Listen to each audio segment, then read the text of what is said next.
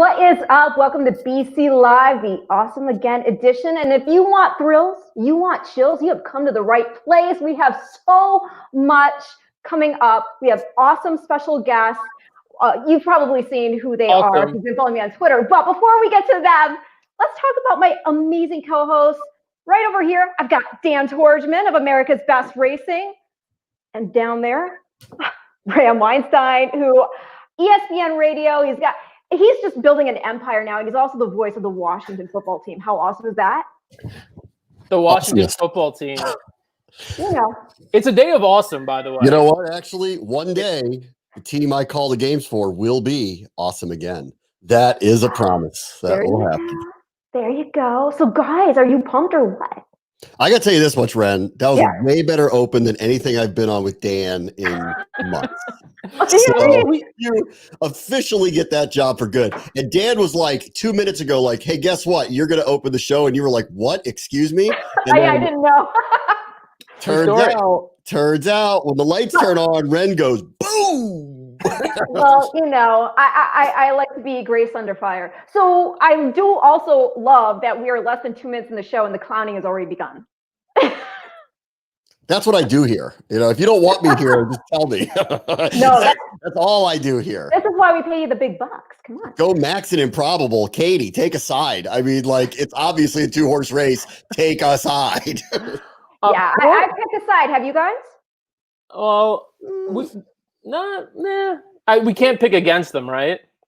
Against either one of them? Right, we can't pick against. But if you are there any other choices? I really want to highlight this comment. Yvonne, I don't know what's happening. The last 3 comments Yvonne has posted have come up as blank. I don't know if that's our fault or if that's Yvonne's fault, but try again. I think it makes sense, really. You know, at the beginning of the show, just blank. Let's see. You know, like I'm here, but I'm not going to comment on anything you say until there's a reason to. Reserving judgment. I'm Team Yvonne. Hashtag Yvonne. Reserving judgment. So look, we've got 3 Breeders' Cup Challenge Series races coming up. The Rodeo Drive Stakes is up next. Race 7, winning you're in for the Maker's Mark. Filly and Mare Turf. That's right. We've got the American Pharoah Stakes coming up. The TVG Juvenile presented by the TAA. Winning you're in for that race. And then the big one, the Awesome Again Stakes. Ren, we have like the ultimate guests for this show, specifically because of Awesome Again. Well, I mean, okay.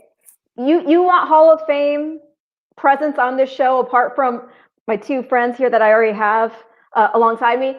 We've got Pat Day for you. Pat Day, who rode Awesome Again to triumph in the 1998 Breeders' Cup Classic. And later on in the show, we're going to have Jill Byrne. As you know, Patrick Byrne, her husband, trainer of Awesome Again. And so we're going to be able to take a look back, reflect, and get some insight on the horse behind the name. Well, look, the next race we got, and we can show you the races today, which is pretty exciting. Yvonne, by the way, still firing away, and we can't see anything she's writing. It's a steady stream of nothingness. We love you, Yvonne. Keep trying. Can we just make up what she's saying? No, she has to type something, and I have a feeling she's just not. So these little flashes you see are like one comment to the next. Yeah. No, I mean, I'm really with her on this. William's got something to say to you, Bram. Oh, come on, man. Yeah, come on, man. Very improbable. No. Well, not this year. We're in the juvenile class right now. We're going to be trending up in the fall. Come talk to me next spring when things will be different for ye olde Washington football team. Trust me on that. Oh, you went ye olde on us. I love it. Yeah. I feel like I feel like doing a jig. So guys, please do it. Yeah. Yvonne will comment if you do that. Oh, I don't think y'all can handle that right now.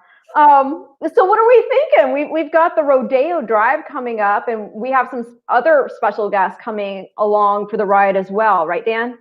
Yeah, we've got our boy Sean Alvarez will be on in a few minutes. Him and Bram could get into their usual shouting match. But at least this time, Bram sent in his picks. Yeah, Bram, our ticket. Yeah. Do you feel like you had your voice heard this time, or? I do, but I mean, everything I picked was like, who's the favorite? I'll take that one. So that's where I landed on most of it. Actually, this is good news. Did you show our ticket yet? Have you there it is? Showing it right now. Okay, all right. Here's the good news, because I did the cursory look through last night and felt like I want to be part of the team and actually send some picks in. And today I was planning on walking out here and saying I like the 3 in this first leg of this with Prat, and he's try again. So try again. We're all better off that this has worked out the way it has, because I was going to be going up against the bet we were in like off the bat, because that was the one I came down on this afternoon. And I guess fortunately he's not racing today, so I don't have to go that way. I told you guys before we hopped on live how sad I was that my play to get some, a little bit of size on this ticket was the 4-horse in the very last leg of the pick 5, Alexander's Dream. I thought the horse made so much sense switching to turf, and he's out. Well, my horse had hardcore on Mucho Unusual. There was like I do like Mucho Unusual. I do. About I can't have this ticket unless Mucho Unusual is in it. So that's my top pick for this race. That's my top pick for this race is Mucho Unusual. So that's the consensus. Just so people know, as you're looking at this ticket, it's a combination of input between the 3 of us, plus Ellis Starr from Equibase, who will also be joining us, plus Jose Contreras from TVG, who will also be joining us, plus Sean Alvarez, who's the guru and the wizard who helped us cash the first time we did this for $3,500. So with the combined input, the only horse that was off this ticket was Mucho Unusual. And then we figured whatever, for an extra 36 extra dollars, you got to throw him in. Or throw her in. So we have Mucho Unusual in. The favorite, though, as you can see there, heavy favorite, the 6, Lady Prancelot, 4-5. Who, by the way, is a Breeders' Cup Future Stars Friday grad. She did not show up that day because she had some trouble in the Breeders' Cup Juvenile Fillies turf. But look at her now. Yeah, no, so you want to make the case for her? I mean, she's 4-5. I mean, obviously I mean, you definitely have to use her. I mean, this horse shows up basically every time, so long as there hasn't been, a major issue. But the thing is, the price is too short for me on her. She makes a lot of sense, but the whole reason, if you like her, if you take a look back at Mucho Unusual, you'll see that she's tried the distance here of the 1.25 miles on one occasion. When was it? December 28th in the American Oaks, and she came within a half-length second of the aforementioned Lady Prancelot. I think when you look at the configuration that they're going to have to go around, which basically looks like 2.5 turns, I just like this pedigree better for this situation. And we've seen Mucho Unusual show a lot of talents already. Here she's coming out of a 1-mile race, and again, now stretching out to the 1.25 miles. She's by Breeders' Cup Classic champion Mucho Macho Man, and she's out of Not Unusual by Unusual Heat, who we know just how beloved Unusual Heat is by the Auerbachs and in the California racing scene. Let's also remember he himself is a son of Nureyev, so it's great pedigree, especially for what she's going to be, again, asked to do today. I'll also say this, because I thought this was really interesting. She's a half-sister to Grade 3 winner, Grade 1 place, Big Score. This mare here, Not Unusual, she had only been bred to that horse's sire, I believe, until being bred to Mucho Macho Man. And the fact that she'd already produced a horse that had talent like that, with a very under the radar stud, tells me this mare has a lot of the genetic goods, and it makes sense because she tails to Cosma. Cosma is the dam of Halo. Cosma is also a half-sister to Natalma, who's the dam of Northern Dancer. So this filly is stacked with pedigree. I just think she's going to excel today, and because based upon what we've already seen, her due on track, again, the running lines with Lady Prancelot, and now getting this nice 1.25 mile distance. Right, let me tell you who else has some genetic goods. That's Sean Alvarez. Sitting in the green room right now. Before we bring him in, just want to mention the Rodeo Drive Stakes. What's at stake? You see it on your screen right there. Automatic entry into the Maker's Mark Breeders' Cup Filly and Mare Turf on November 7th. Entries paid, award to nominator, travel allowance, all the good stuff from the Breeders' Cup. So a lot at stake here. The Rodeo Drive Stakes. Let's dig into it a little bit more with our man, Sean. What's up, brother? Not much. Just happy to be here. How you guys doing? Good. I'm a little disappointed you're not wearing a hat because he keeps calling you the wizard, and I just. You know what? I saw Bram and Dan have one on, and I almost threw one on, but my camera's kind of above me. I don't know if that would work too well. You have better hair than both of us. You don't really need one. So you have better hair than me, at least. Bram, I can't speak for you. You got decent hair, so you got a good. Yeah, you got plenty up there. Come on, man. Come on. You got plenty. Sean, just to give you a heads up, we have Pat Day is going to be coming up shortly. I know last time we had you on, we had you waiting for about an hour. Yeah. We let you get in about 3 sentences. So I want you to just briefly get into some of your logic here in building this ticket for us, because I already said you're the guru. You built the ticket for us. Who you used in this first leg and why we think we're going to advance to the second leg. So first and foremost, I was listening to the show a little bit earlier. Bodicita was on our ticket until she scratched. Right. So Bram doesn't freak out too much that we're going to try and beat Bodicita. With Bodicita in the race, I really thought that the one Tonahutu could have really a pace advantage in this race from a speed play out. I really didn't see anybody that would want to go with this horse, especially with Bodicita kind of sitting that stalking trip. I don't know that they're, jockeys read the form as well. So now with Bodicita out, I think someone's going to try something.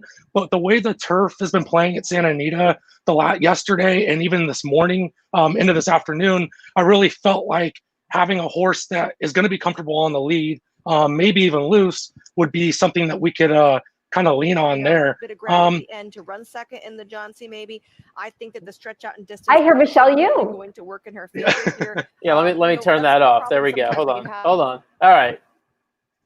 And then in the next, sorry, do you want me to go down the ticket? Yeah, sure. Go ahead. I could even full screen you if you want. I like that. No, let's not do that. Got 3 sentences in, and Dan interrupted her with noise from somewhere else. Sean, you're full screen. Take it away. In the next race, Spielberg obviously kind of looks like the horse to beat. Has the kind of similar running lines to, hate to say it, but back to American Pharoah. I love when Baffert has a horse that hasn't broken through the maiden ranks yet and jumps right into a grade 1 Del Mar Futurity.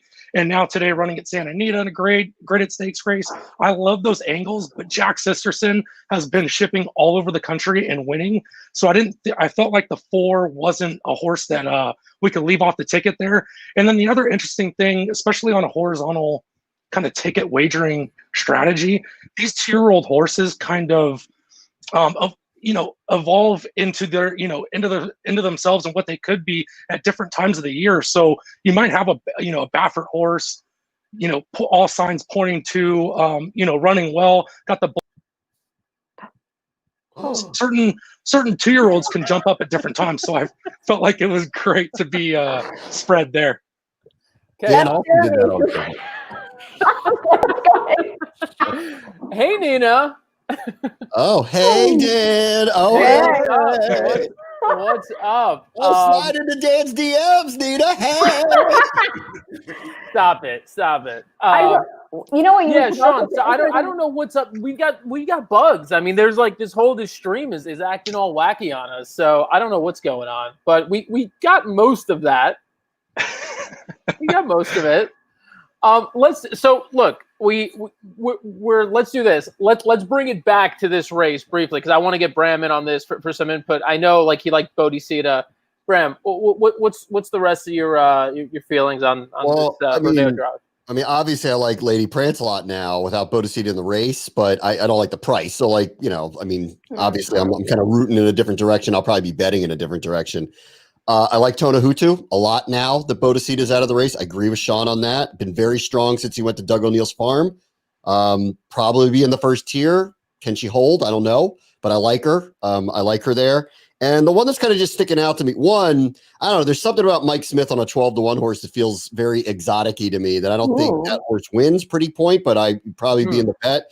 And the other one that's got a number, I don't know what Catch the Eye is at now, but I kind of like Espinoza on Catch the Eye. I think there's a shot there. So I'm rooting for that one for our ticket's sake. Yep. Now that's the miracle that comes in at the end here and pulls this off. I think Lady Prancelot's beatable here. Certainly not the right number for me.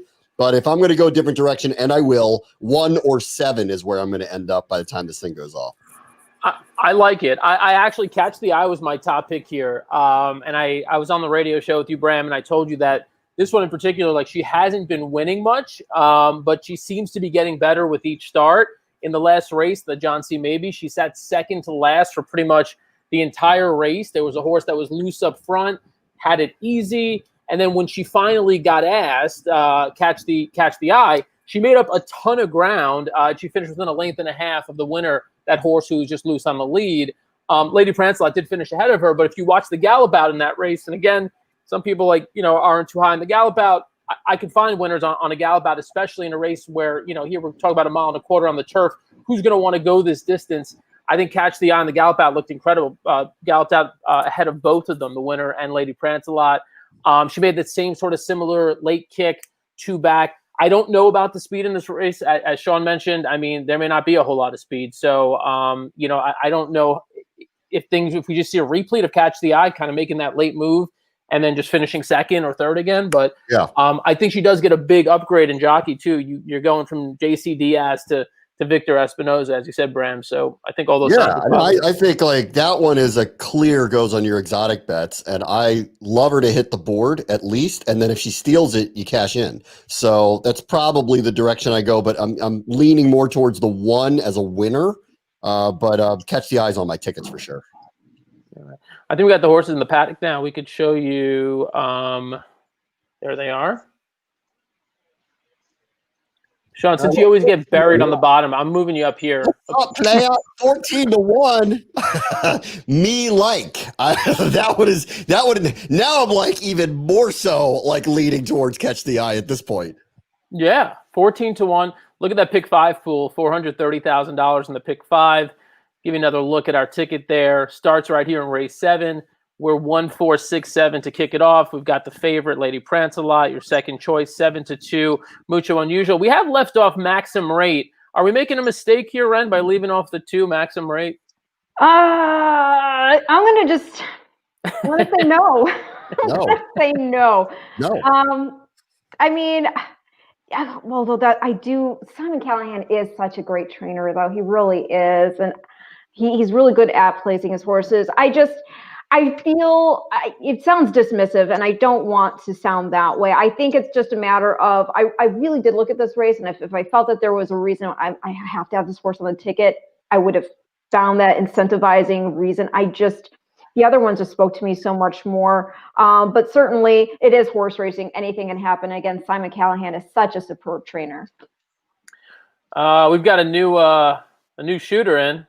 Ellis Starr from Equibase, the Uber capper. What's going on, Ellis?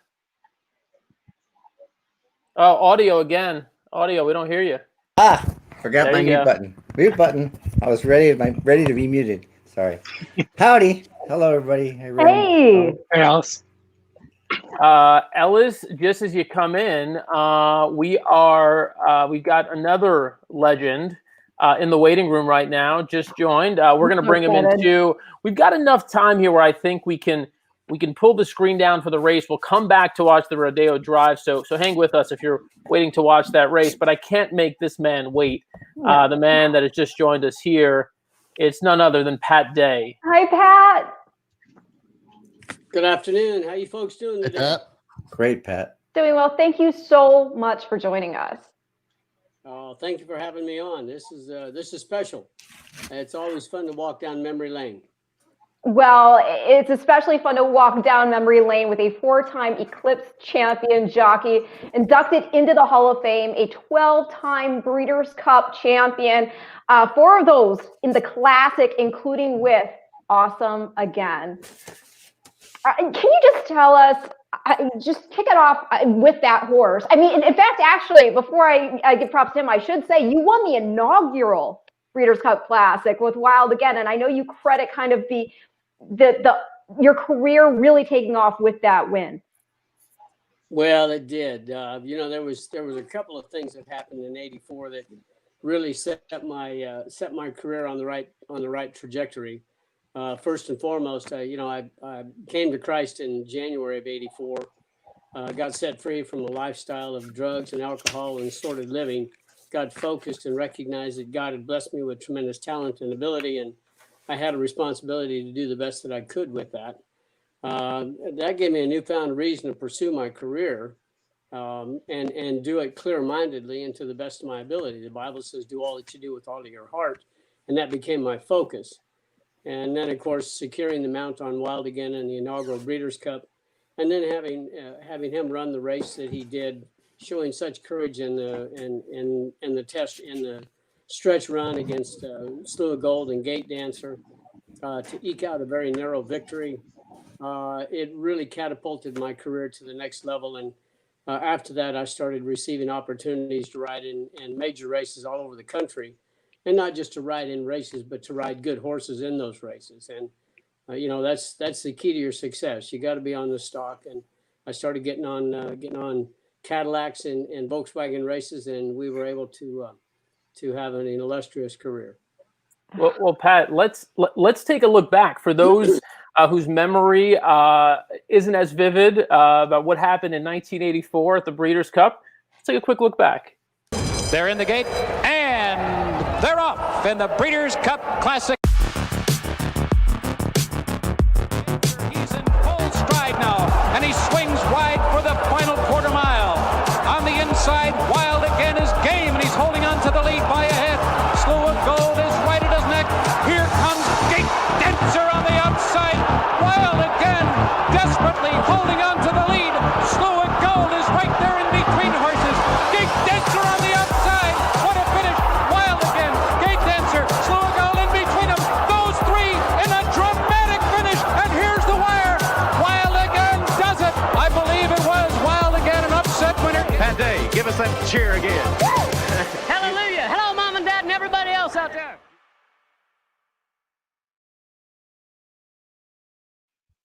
I love it. That was amazing. Could you still pull together one of those? Years later. Yeah, Whoop, whoop. Fun. I've never been on a horse before since it tried any harder than Wild Again did that afternoon. And he just laid it all on the line. His connections had to put up $360,000 to make him eligible to run against an all-star field. Gate Dancer, Slew of Gold, Desert Wine, Precisionist. It was deep. It wasn't a large field, but it was deep with quality. And he just ran the race of his life and gave it all to me and got to victory. And I was excited, to say the least. Let me just ask one quick question. A lot of times when we speak to people, they ask us, does the jockey really make a difference in a race?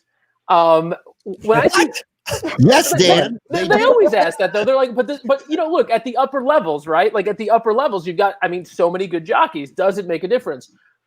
What, in a situation like that, Pat, what makes the difference? If you can explain it in layman's terms, like any one of those three horses, on any given day could have won that race. And they were all, seemingly, they all had a shot, pretty late.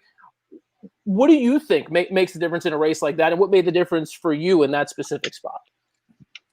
Well, I think that for me, and not to honk my own horn, but I think I'm the only rider in the world that could have won on Wild Again that day. I sensed in my heart that he was giving me everything he had. Was I tempted to go to the whip to ask for more? It crossed my mind, but every time he hit the ground, he grunted like it was like the line that when the ball is snapped in a football game, when they got the microphone down there close to the field and you can hear the lineman go, before they hit the opposition. He was at every jump. When Slew of Gold run to him at the top of the stretch, he just looked at him and said, "Not today." He ran the last quarter of a mile in sheer guts and determination, refused to get beat. And I sensed that. I felt that. I thought, not that I said, okay, what do I do here? But I just sensed the best thing that I could do in that situation was just to help it. And, if you've seen the head on, he was wanting to bear out. His left front foot kind of turned in. He towed in just a bit, which caused him to want to drift. And I was working hard to keep him running, hold him in. and he was giving me 110%. And I think that in that particular case, I think my effort equated to the victory. Now, I've won a lot of other races where I think I was basically a passenger. You know, when you're on a horse 10 lengths the best, I don't know that the rider brings that much to the table. But obviously, in a race of this magnitude and this close a finish, I think the rider brings a lot to the table. Hey, Pat, can I ask you something about the Preakness, which is obviously next week? Bram, just a heads up. I'm gonna put this screen up here just so the viewers can watch the Rodeo Drive, which has now started. We're midway through the race here before we ask you. I wanted to ask a question about the Preakness, but let's wait. Want to get through the race? Yeah, let's do that. You got Pat. You're back in the center of the screen here. Mucho Unusual on the lead. Tonahutu looks like she's about all in right now. Maxim Rate making a charge 3 wide. Mucho Unusual looks okay on the lead right now. They turn for home. Maxim Rate looks to be the only threat at this point. In case you missed it, Mutual Unusual got a 49 and change half, and I think that was sensationally slow for this level. The Rodeo Drive. Dan, I personally apologize to you for telling you that it was ridiculous how much you won Mutual Unusual on our ticket, and I'm glad you forced the issue. Thank you, Dan. There we go. It all made sense. Go ahead, Bram. Your question. Sorry for interrupting. So we have the Preakness next week, Pat. Obviously, weird upside down year, but we have it. And I have you from the mid 80s to the late 90s. You either finished first or second in that race 9 times. You won it 5 times. Success in Baltimore, Pimlico on that day. What does it mean to you, and what does it take to win the Preakness?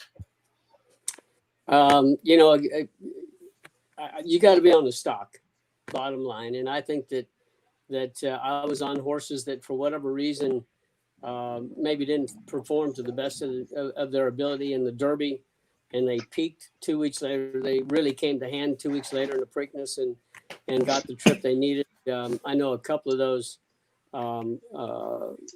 Summer Squall, you know, ran second in the Derby, got beat by Unbridled. I learned a little something about him that day and came back and beat Unbridled in the Preakness pretty handily. Louis Couture just didn't fire in the Derby. Nick went over him with the fine-tooth comb after the race and couldn't find any reason for a poor performance. He trained well up to the Preakness, and subsequently, you know, he'd come away from the gate running, and well, it had been a track record until they went back and with modern technology discovered that Secretariat actually ran faster than Louis Couture. Timber Country, you know, he ran third in the Derby, but was really coming to hand, and then subsequently, you know, just ran lights out in the Preakness. Tank's Prospect, my first victory in that race. That was the first time I'd had a chance to ride him, and just a big, strong colt that took some pretty good riding to get up to beat Chief's Crown in the shadow of the wire. I don't know why I was so fortunate in Maryland and not so fortunate in Kentucky 2 weeks earlier, but such is racing. Well, you did get little ET to the winner's circle in the Derby. But, you know, I just found something very interesting that you said about going up against Unbridled, because you'd later win the Breeders' Cup Classic aboard Unbridled. Do you learn something about the horse having competed against them that helps you when you finally take up the reins? Well, I had ridden Unbridled earlier in the year. Oh, that's right. You had, yes. Youth, and then won the Florida Derby on him. That's right. Then, the option between him and Summer Squall, and subsequently chose Summer Squall. We beat Unbridled in the Bluegrass, and then he beat us in the Derby, and I come back and beat him in the Preakness. And then as the year went on, I wasn't able to get back on Unbridled until the Breeders' Cup, and was very happy to get the mount on him that day. That day in New York, of course, I think he broke off in the 14 hole. If you know where the starting gate sets are at Belmont for 1.25 miles, you're kind of up against it. But his running style, it played perfect, because he came from way out of it. As the field broke, I was able to just angle right directly to the fence and stayed there, and and he come home running, got the trip that he needed, and finished up strong and got the money. Well, you know, we can't talk about the Preakness without talking about one of the most, legendary races to ever been thrown down there at Pimlico. You don't want to. I know where you're going. I have to. What is it like? I mean, my gosh, I'm just sitting there watching it. You know, all these years later, it's still a matter of your heart still races as if you're still watching it for the first time. It's unbelievable the heart and guts that both Easy Goer and Sunday Silence showed that day. Well, they both of them really put it on the line, you know, and I've got if I had a do-over in my 40,000 races, if I had a do-over, that would be the one. I would ride that race a little bit different, and I think the outcome would have been different. And I've been, you know, very vocal about that. Easy Goer was, in my opinion, the best horse I was ever privileged to ride, and I rode some really good horses in the course of my career. But you know, that day he was really fresh. He didn't run much in the Derby, and came into the Preakness very fresh. Kind of jumped in the air, leaving there, then jumped into the bridle end of the first turn. Was wanting to run. I mean, he was wanting to get into the race. And so when I was riding behind Sunday Silence, and when we turned up the backside, he kept chomping on a bit, like he was wanting to go. And so I pulled out and I said, let me just give him his head, let him range up here, kind of stretch his legs, and maybe he'll settle in. And when I did, well, he run up alongside of Sunday Silence, and P-Val, being the race rider that he is, he seen it was me, and so he said, well, I'm gonna drift him out a little bit. And when that happened, that's where I made my mistake, because obviously Sunday Silence was the horse to beat. If he took me 20 wide, he's got to be 19 wide, right?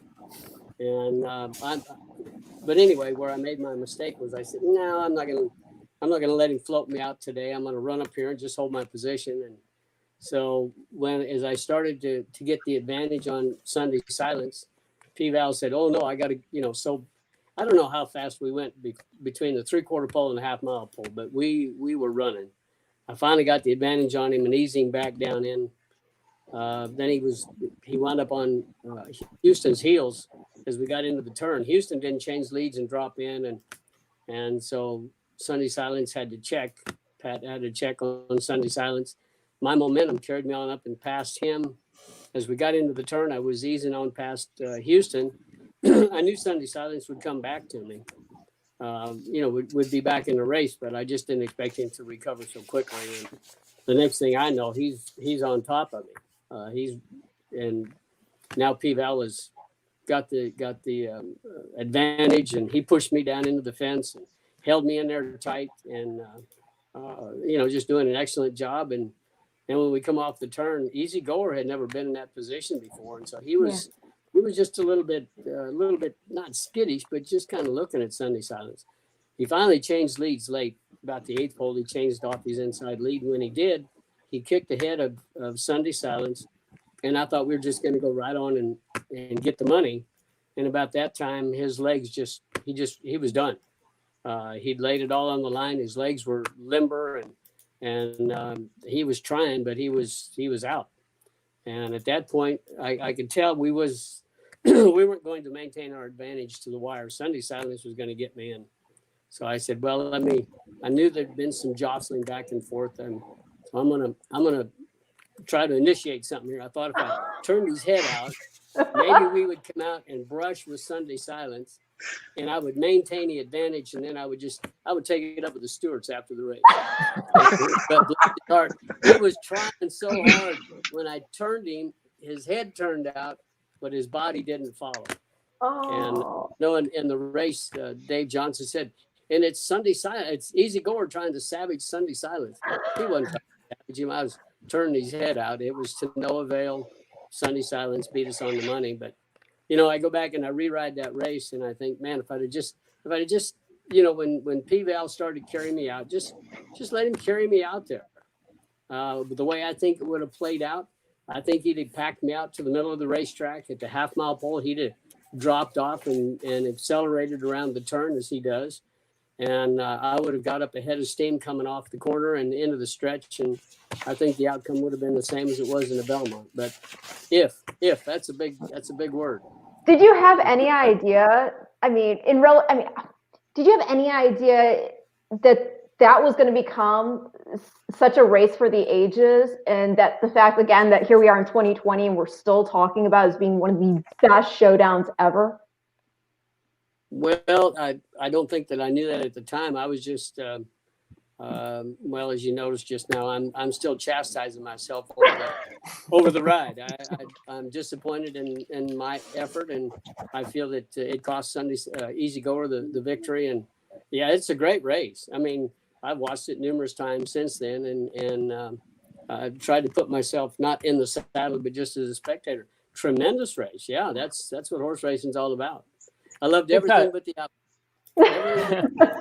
official order of finish. And speaking of that, an official order of finish, and just speaking about race riding and that sort of thing, obviously I haven't spoken to you, since this has happened. I don't think any of us have, and maybe people would be interested in knowing what was your take when you were watching the Kentucky Derby last year and you saw that DQ. What did you think? Was that the right call or not? Oh, obviously we've all had an advantage that the stewards didn't have at the time. I've seen a jillion different angles that they didn't have available to them under the circumstances.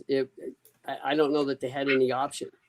The horse came out, created havoc, but going back and looking at it later, the horse that oh, forgive me, I'm not recalling the name. War of Will, the one behind War of Will, or Maximum Security. Yeah. I really think that he was the culprit. Mm-hmm. Gappione his horse was in the bridle looking for racing room. He started to come out around that horse, was right up on his heels. I seen one video that in slow motion, and his left front leg was behind that horse's back legs at one point. And really what happened, and you could see it in slow motion. Forgive me, I'm pulling a blank. What was the horse's name that won they got disqualified? Maximum Security. Maximum Security. Mm-hmm. Yep. He was on his left lead. Mm-hmm. The other colt hit him, and you can see it in slow motion. He's in the air. He's in his left lead. That horse hits him in behind, and when he comes down, he's on his right lead. Mm-hmm. And in my opinion, it's like driving down the interstate 60 miles an hour and you have a blowout. Your car jerks. It's difficult for a horse to navigate the turn on your right lead. And when you swap leads from your left to your right in the middle of the turn or the break of the turn like that, you're going to come out. Mm-hmm. And the boy grabbed him and almost overcorrected. As you know, Johnny Velasquez run up on the fence. Right. and he overcorrected to the point when he jerked him back in there. It put Johnny right up on the fence. Yep. So after the fact and looking all of that, I believe it was that horse was the one that caused it. But like I said, at the time, the views that the stewards had, it didn't give them that luxury. And given what they could see at the time, I think they made the only call possible. Yep. This is really incredible. How often do you get to speak to a Hall of Fame jockey? I mean, over 40,000 races ridden, almost 9,000 victories. It's insane. I mean, you rode, we already went over some of the big names. You also rode Lady Secret. I mean, it's unbelievable. And I mean, yeah, we've got Maximum Security today in the Awesome Again Stakes, the namesake race. And, the horse himself, that 1998. You're breaking up, and I'm sorry. Was I breaking up for everybody? I heard you. It might have been. I think you're good now. Do you hear her now, Pat? I was saying all great things. I was saying all great things about just how amazing it is to get insight from a Hall of Fame jockey about this sort of thing. And I'm sorry, I can't understand you. You try, Dan. Pat, do you hear me any better? Very good. You're coming in clear. It was Oh, just okay, right that's at- interesting. It was comparable to a 45 playing on 33. Oh no, I'm dating myself. That was good. Well, let's do this. We made you relive one of your tougher racing memories. We've hit you with a couple of tough questions. So let's relive a happy memory. I'm going to play another video for you. Take a look at this, and I want to hear from you on the other side. Ready for the start. And they're off in the Breeders' Cup Classic.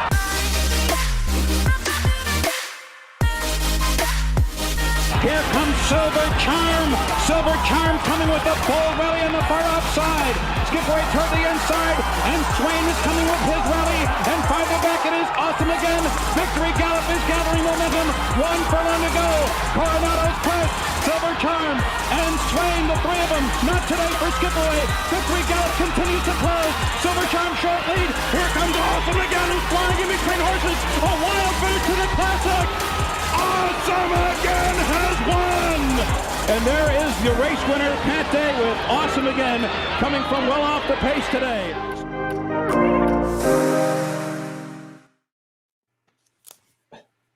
How awesome is that? Oh yeah, I like that one. Yeah, that was decided. That field. That was great. That was great. He was undefeated that year. I didn't get to ride him in his first start. I picked him up in the Stephen Foster, and we beat Silver Charm. And then we come back and we won. I think it was a Whitney at Saratoga, and then come back in the Saratoga Breeders' Cup or something, and then the Hollywood Gold Cup, and then the Classic here at Churchill. And the race broke right for us that afternoon. He ran a brilliant race, and of course when Swain kind of drifted to the outside and Silver Charm followed him, it opened up a hole that you could drive a Mack truck through, and Awesome Again fired big and got the money. I mean, that field is one of the deepest fields we've seen in the Classic, and Awesome Again's running style was a little bit different that day. Was that planned, or were you just going spontaneously regarding how everything shaped out of the gate? My strong suit was just being an intuitive rider. I wasn't a smart rider. I didn't try to figure out how everything was going to go. I tried to be a good passenger, tried to ride the race the way it came up and intuitively. I think God gifted me with the ability to sense what my horse wanted, what he needed at that whatever juncture, whatever point in the race, and then to call on them when the time was right to get the job done. I was a bit surprised to find myself so far back. I knew there was some pace in the race, some speed. He'd been rather close to the pace in these earlier races, but that afternoon he settled back there and picked him up when the time was right. As I said, when we come off the turn, and him and Victory Gallop were kind of moving as a team, and fortunately for us, the field spread that opened up in front of us, and we both came home running. I just finished up faster than Victory Gallop and Silver Charm. And now you both have races named after you. What is that like? Oh, what a I'm so blessed. I'm so blessed.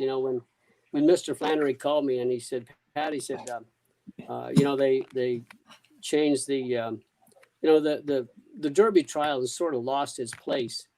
It was a major prep race years ago, but it's just kind of gotten lost in the shadows, and we're thinking of moving that to Derby Day and renaming it the Pat Day Mile. And he said, if that's all right with you. And I'm like, it's all right with me. No, tremendously blessed, honored that they would choose to name a race after me, and then have it on the Derby undercard. Very, very special. Just another one of the highlights of my life, of my career, and just another reason to be grateful.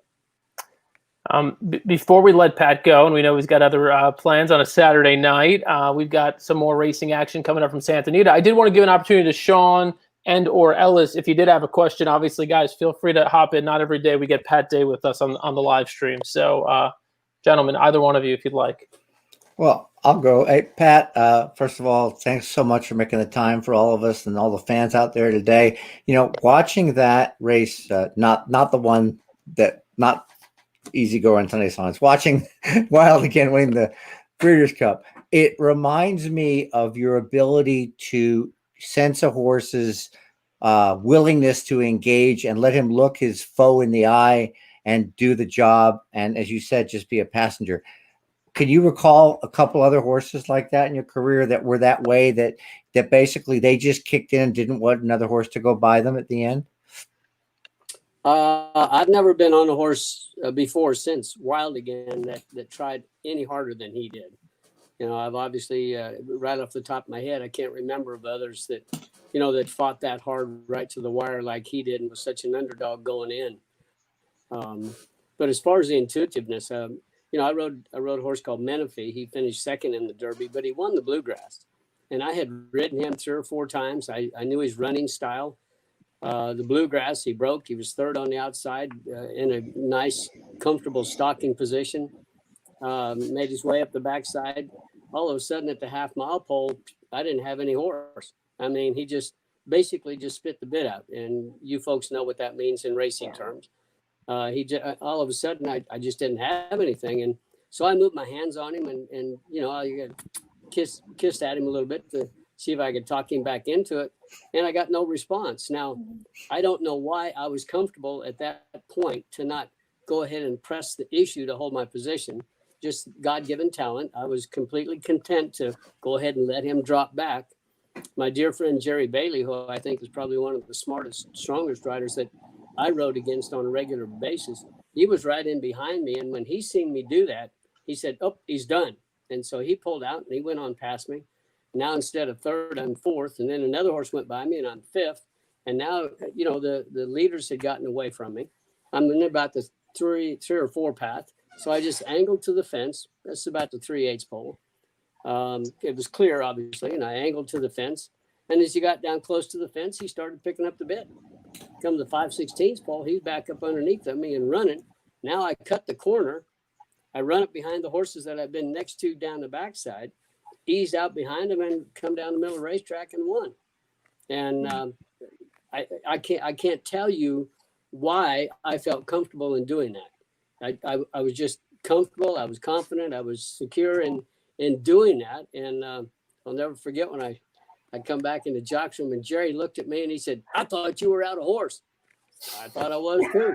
I didn't have any answer for that. It just, I was tailor-made to be a jockey. God blessed me with tremendous talent and ability and opportunities. And it's just been a great life. Tremendously blessed to be led into the great sport of horse racing, have the success that we did. And now on the heels of that, to be involved with ministry work on the racetrack and at large, going about just telling people about the awesome love of God that's available through belief on our Lord Jesus Christ. And I got to tell you, folks, at the end of the day, my involvement with the ministry, as much as I enjoyed my racing career, and I did, I thoroughly loved it. I didn't go to work for 32 years. That was my hobby, and I was able to make a living at it.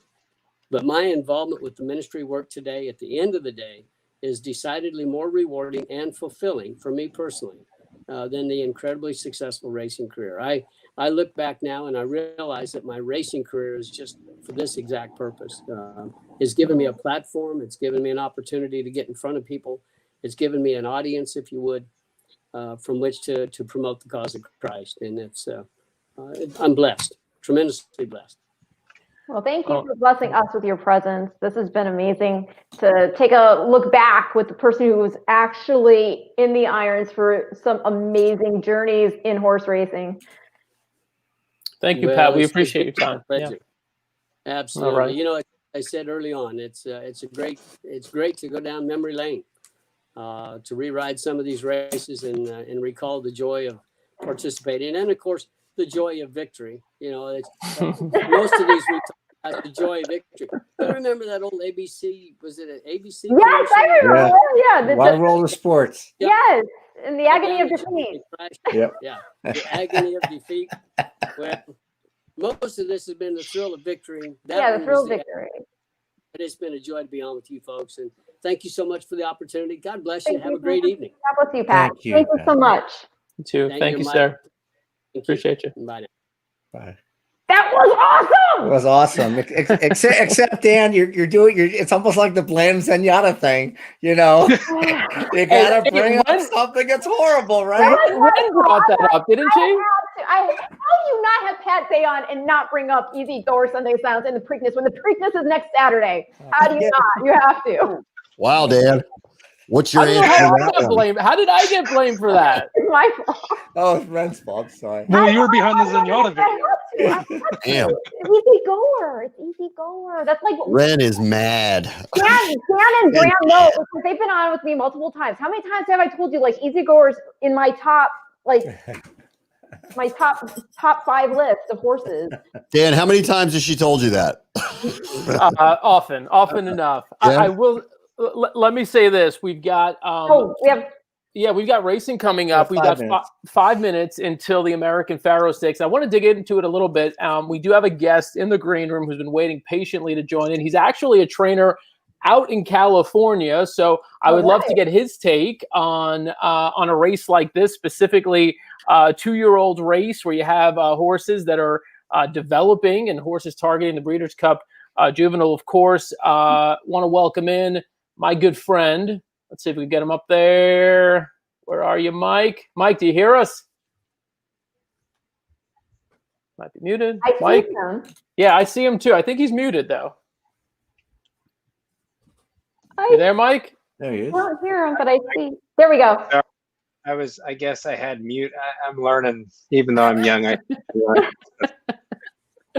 Mike Wilson joining us from California, has returned to racing after a 5-year hiatus, is now back training horses in California. Excited to have him back. Excited to have him on the show. Mike, how you doing this Saturday? It's a fantastic Saturday, so I couldn't be doing any better. I mean, I'm in the office in the barn, so I can be maskless. Otherwise, I'd have to be over by the rail trying to watch these races, and you wouldn't see my face. But no, it's an amazing day of racing. It's fun to watch even from the barn. Very cool. We've been doing a video series with Mike, training with Mike Wilson. Check that out at americasbestracing.net. Lots of great videos where Mike takes us into the barn and shows us some of his horses and also explains some of the methods and some of the approaches to training horses. I've learned a lot just watching the series. Ren, I feel like you should set this up a little bit. I want to talk about 2-year-olds in particular. Yeah. Talk about a couple of the horses who've caught your eye in the American Pharoah Stakes, and then I want to go back to Mike for some of his takes on this race and in general. Well, because the minutes are counting down, I'll try to keep it brief. The American Pharoah, named for, of course, the first horse to win the Triple Crown in 37 years, and then became the first Triple Crown champion with an opportunity to run in the Breeders' Cup and made it count, winning the Breeders' Cup Classic. So this was the front runner, now the American Pharoah, mile 16th. So here's the thing. I like notable exception here because, you know, the horse, we see that he debuted on synthetic over there at Arlington Park. He blew that field out. It was not a tough field. So let's not, you know, pretend that it was. But that being said, the horse showed a lot of talent. He's by Street Sense. Street Sense won the Breeders' Cup Juvenile, went on to win the Kentucky Derby, the first horse to ever get that double. And then he's out of an AP Indy mare. So we're looking at dirt pedigree there. AP Indy, of course, won the Breeders' Cup Classic in 92. This horse has got tremendous pedigree. And here's the thing. You see that last work was a 59-4 work bullet at Keeneland. This horse could have stayed in Kentucky and targeted perhaps the Claiborne Breeders' Fraternity. Yet here we see him in California contesting this spot, which might be a softer position for him. He's got a really nice pedigree beyond what I already told you. I just think he makes a ton of sense here. Of course, Spielberg stretching out makes a lot of sense too, being a son of Union Rags. And he's done admirably in both his starts. But of course, what is the price right now on him? 4 to 5. I can't take 4 to 5. Yep. I can't take it. Then the horse on the outside, Wasprint. I think this horse makes a lot of sense as well. Another son of Union Rags. Blinkers are going on. He's out of Life is Sweet. She won the Breeders' Cup Distaff. She is also a full sister to a Breeders' Cup Juvenile Fillies winner in Sweet Catamine. There you go. All right. Mike, have you taken a look at this field? Have you seen any of these horses in the morning? What's your sense for the runners in this field, if any? And obviously you could add some color by talking about what it feels like if to have a horse in a race like this with a chance to go to the Breeders' Cup. Yeah, no, I mean, it's I actually mistake Spielberg. Sometimes I joke around with a lot of the riders in the morning, and so I ran into Baffert's one of his riders in the Pony Boy, and I said, "Isn't it improbable meeting together on this turn?" I thought I was looking at improbable, and they said, "Well, this is actually Spielberg." Okay. And I said, "Oh, okay." And so I said, "Who's Spiel?" I mean, sorry, sometimes I'm so in the barn I don't pay attention to what's going on. So I'm like, "Who's this Spielberg?" And so when I see he's in this race today, I said I was surprised that was a 2-year-old number one. And then a couple of days ago, I saw Jack Sisterson leading his horse to the track, and I thought, well, looks like an older horse as well. And then again, I see its notable exception. So these two horses on a physical stand out dramatically in terms of how they're built, their physique, how they kind of conduct themselves on a racetrack.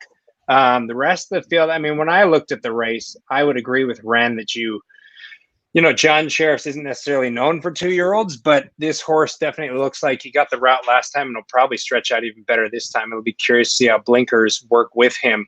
And I have personally not seen that horse in the morning, but the other two I saw this weekend, they're both pretty outstanding individuals. Yeah. And then you asked me, I guess, to elaborate on Breeders' Cup.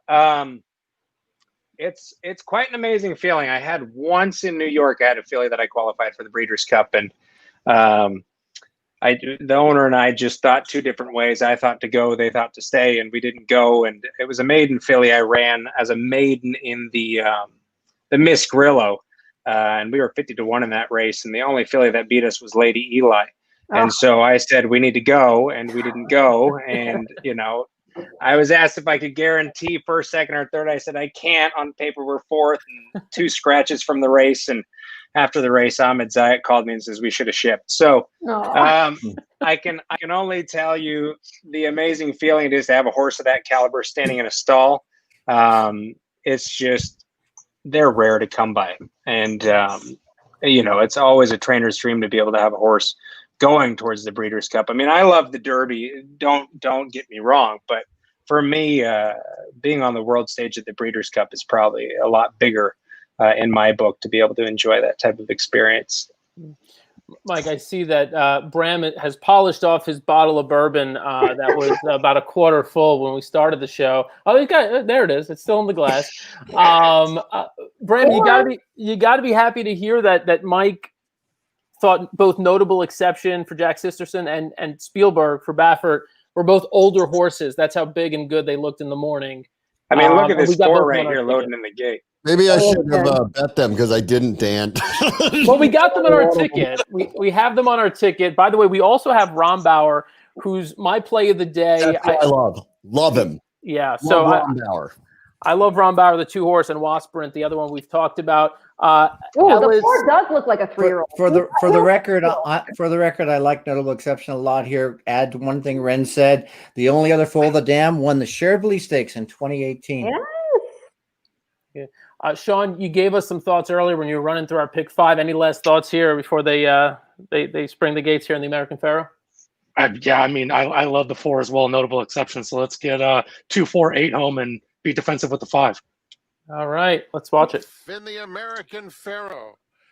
Get Her Number is I did like that quick. start. Dynamite has speed, and so does Spielberg in between them. Wasprint a close-up 4th. Notable Exception wasn't quick out of there and is now headstrong going after the leaders into the first turn. Touchdown Brown is second to last, and Rombauer is at the back of the field. Dynamite shows the way, leads it by a length. Get Her Number is in second. Spielberg settles down at the rail, and Notable Exception is just outside of him, 2.5 lengths off the lead. 5.5 furlongs from home. Wasprint in the clear on the outside has 4 lengths to make up, then Touchdown Brown and Rombauer. Down the back stretch they go. The long shot Dynamite, 3/4 of a length. Get Her Number in second. Spielberg is down at the rail. Then Notable Exception 4th, 3 lengths off the lead. Wasprint, Touchdown Brown, and Rombauer. Not much change. Dynamite has been the speed throughout, prompted by Get Her Number in second. Notable exception is in between horses. Wasprint making steady progress on the outside. He and Spielberg are moving together. As notable exception now bows out. Rombauer, white cap, circling the field on the outside, putting in a dangerous bid. As Get Her Number has the lead. Touchdown Brown is second to last. They turn for home, Get Her Number, and Rombauer go on with it. These two arrive at the top of the stretch, 1-2, and Get Her Number. Come on, on the front end. Come on, Chased Rombauer. intently by Rombauer. 3 lengths back to Spielberg in third. A 16th to go. Flavien Prat imploring Get Her Number to finish the job, and he is going to do it. It's Get Her Number to win the American Pharoah. Rombauer a solid second. Spielberg was third. Wasprint was fourth. Well, we all looked right at the quarter pole. Yeah. Dialed in. That's a son of dialed in. I've dialed in shoes on my wall over here. That didn't go how I was hoping, but congratulations to the connections. I'm gonna lick my words for a minute. Oh man, yeah, I was single to Rombauer in all tickets, and then obviously we had Rombauer on our group ticket, so that kind of stunk for us. That was a great pick, Dan. I mean, notable exception. I don't know if it makes a difference or not. I just saw. I mean, obviously, we all just saw the race just the one time. The start was awful. I mean, that might be a little bit of hyperbole, but it was not good. It was not a good start. Well, this is the place for hyperbole. I mean, let's be honest. Dan, I was all over this. I wish I had time to talk about this. I was all over this race. Did you like the 6? I have the exacta. I never liked Spielberg in this race at all. I never liked Spielberg. I thought that was a bad number. I mean, I'm not going to bet 4 to 5 anyway, but like that horse is a front runner who doesn't finish. And this is a longer distance. I never liked him in this race. Yeah. Notable exception to me was a total wild card. He'd run once and he won easily. It's so hard to know. I thought it was so hard to know. So that one felt like a total wild card. I loved Rombauer here. Bad starts in his first 2 races. Watch out if he gets a better start and he's got a better rider. I loved him in this race. Get Her Number, same thing. Like ran 2 races on turf. What if he had his best race in him? And he did. You know, I loved it. This was the value race of the day for me. Of the 4 that we're going to talk about, it was the value race of the day, and it came through. Yeah. Congrats on the exact. It'll be nice. 8-1 over 11-1. Rombauer, in addition to everything you mentioned, found a stat in doing some searches. Michael McCarthy, the trainer of Rombauer, the past 5 years going turf to dirt with 2-year-olds, 8 wins in 13 starts. 8 wins in 13 starts. Process that. That's almost impossible. At 62% going turf to dirt with 2-year-olds. So he knows what he's doing when he moves them over to the dirt as a 2-year-old. And 10 of those horses finished in the money. So he's now 11 for 14 in the money going turf to dirt with 2-year-olds. The ROI is out of this world.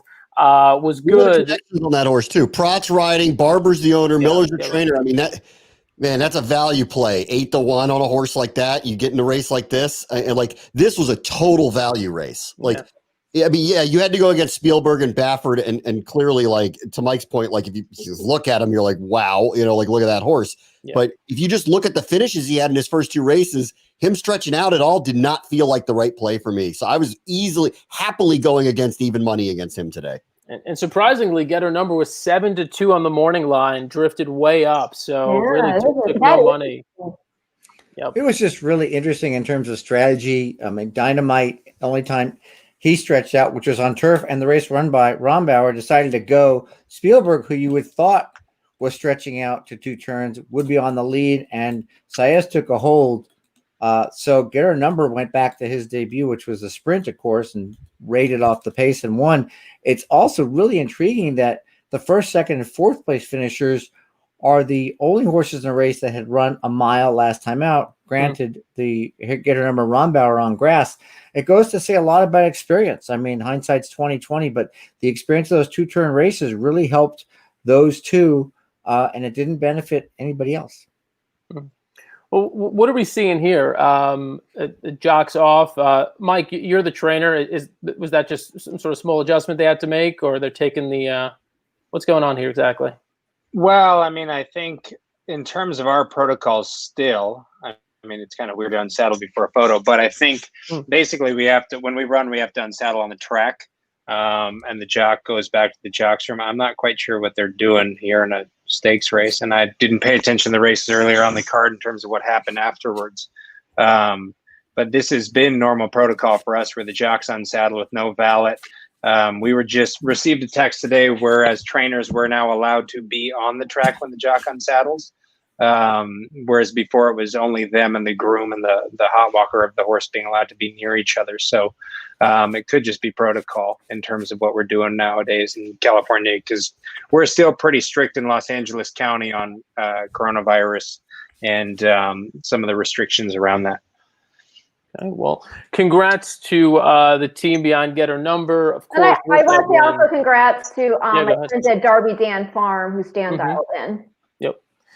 With that win, Get Her Number is headed to the TVG Breeders' Cup Juvenile, presented by the TAA on November 6th. Entry fees, award to nominator, all the good stuff from Breeders' Cup going to team Get Her Number. So best of luck to Stars Friday. Yeah.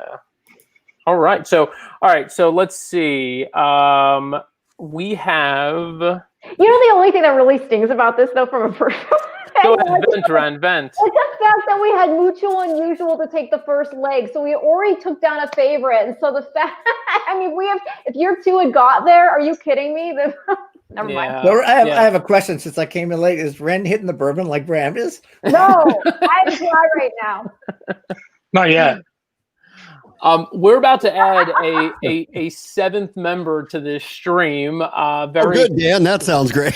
It sounds great, doesn't it? Member. Well, no, we've got 20 minutes until the next race, which is the John Henry Turf Championship, and it is actually the only race today that is not a win in your in race for the Breeders' Cup. So give us some more time to chat with a name that you may be very familiar with and a person you may be familiar with, Jill Byrne. Hi, Jill. Jill, how are you? I am great. How's everybody? I hope you can hear me okay. You sound perfect. All right. Here at the home studio. I think we're all used to the home studios now. So, Dan, you have the nicest one of all of us, though, Jill. It's like not even close. I don't know. Yeah, I haven't really gone into set decoration, but. Well, people should be very excited because we're going to be able to reflect some more on the horse who is the namesake of today's big win in your race for the Breeders' Cup Classic, the Awesome Again Stakes. A horse you know very well on a very personal level. Yeah, and I got to listen to Pat Day take us through the Breeders' Cup Classic on your show just a few minutes ago, and reliving that race and listening to Pat, of course, getting goosebumps again, just watching that. But so much went into that, and what an incredible horse Awesome Again was, and now retired at stud. And to me, not only just being a fantastic racehorse, but what he did afterwards as a stallion. As they say at Adina, he built the place, and he certainly did. But I always feel he got robbed in 1998 of Horse of the Year with an undefeated year. And I know, a lot of people were voting with their hearts with Skip Away, since he lost to another horse I know a lot about the year before called Favorite Trick. That's right. I have a little connection with as well. But, that race, every time you watch it, and, my dear friend, our dear departed John Asher, he will always have said that is the greatest field ever assembled in that 1998 Breeders' Cup Classic. When you look at those horses, you hear that race call and hear those names, and you're just like, oh my gosh. I mean, those horses were incredible, and that field was just amazing. But there are a lot of stories behind that race and that entire year that involve Little Awesome Again. Well, feel free to share. Well, it was funny because as Pat Day mentioned, he didn't ride him in his first race. And for us, anyway, the first race off a long layoff. And that was Shane Sellers picked up the mount, and it was an allowance race at Churchill. And then for the Stephen Foster, he was weighted in the handicap race very lightly for the Stephen Foster. So, Pat Day was a natural lightweight. And so Pat basically picked up the mount on him for Patrick Byrne. And Patrick, had always said that he really felt Pat Day would suit this horse so well, because Awesome Again was a very difficult horse to be around. He wasn't, Mr. Warm and fuzzy and cuddly kind of horse. He was very cranky. he wouldn't run until he was ready to run. So what more perfect rider could you have for a horse like that than patient Pat Day, quiet as hands, and just sat up there and didn't get into a fight with Awesome, and let him go when he was ready to go.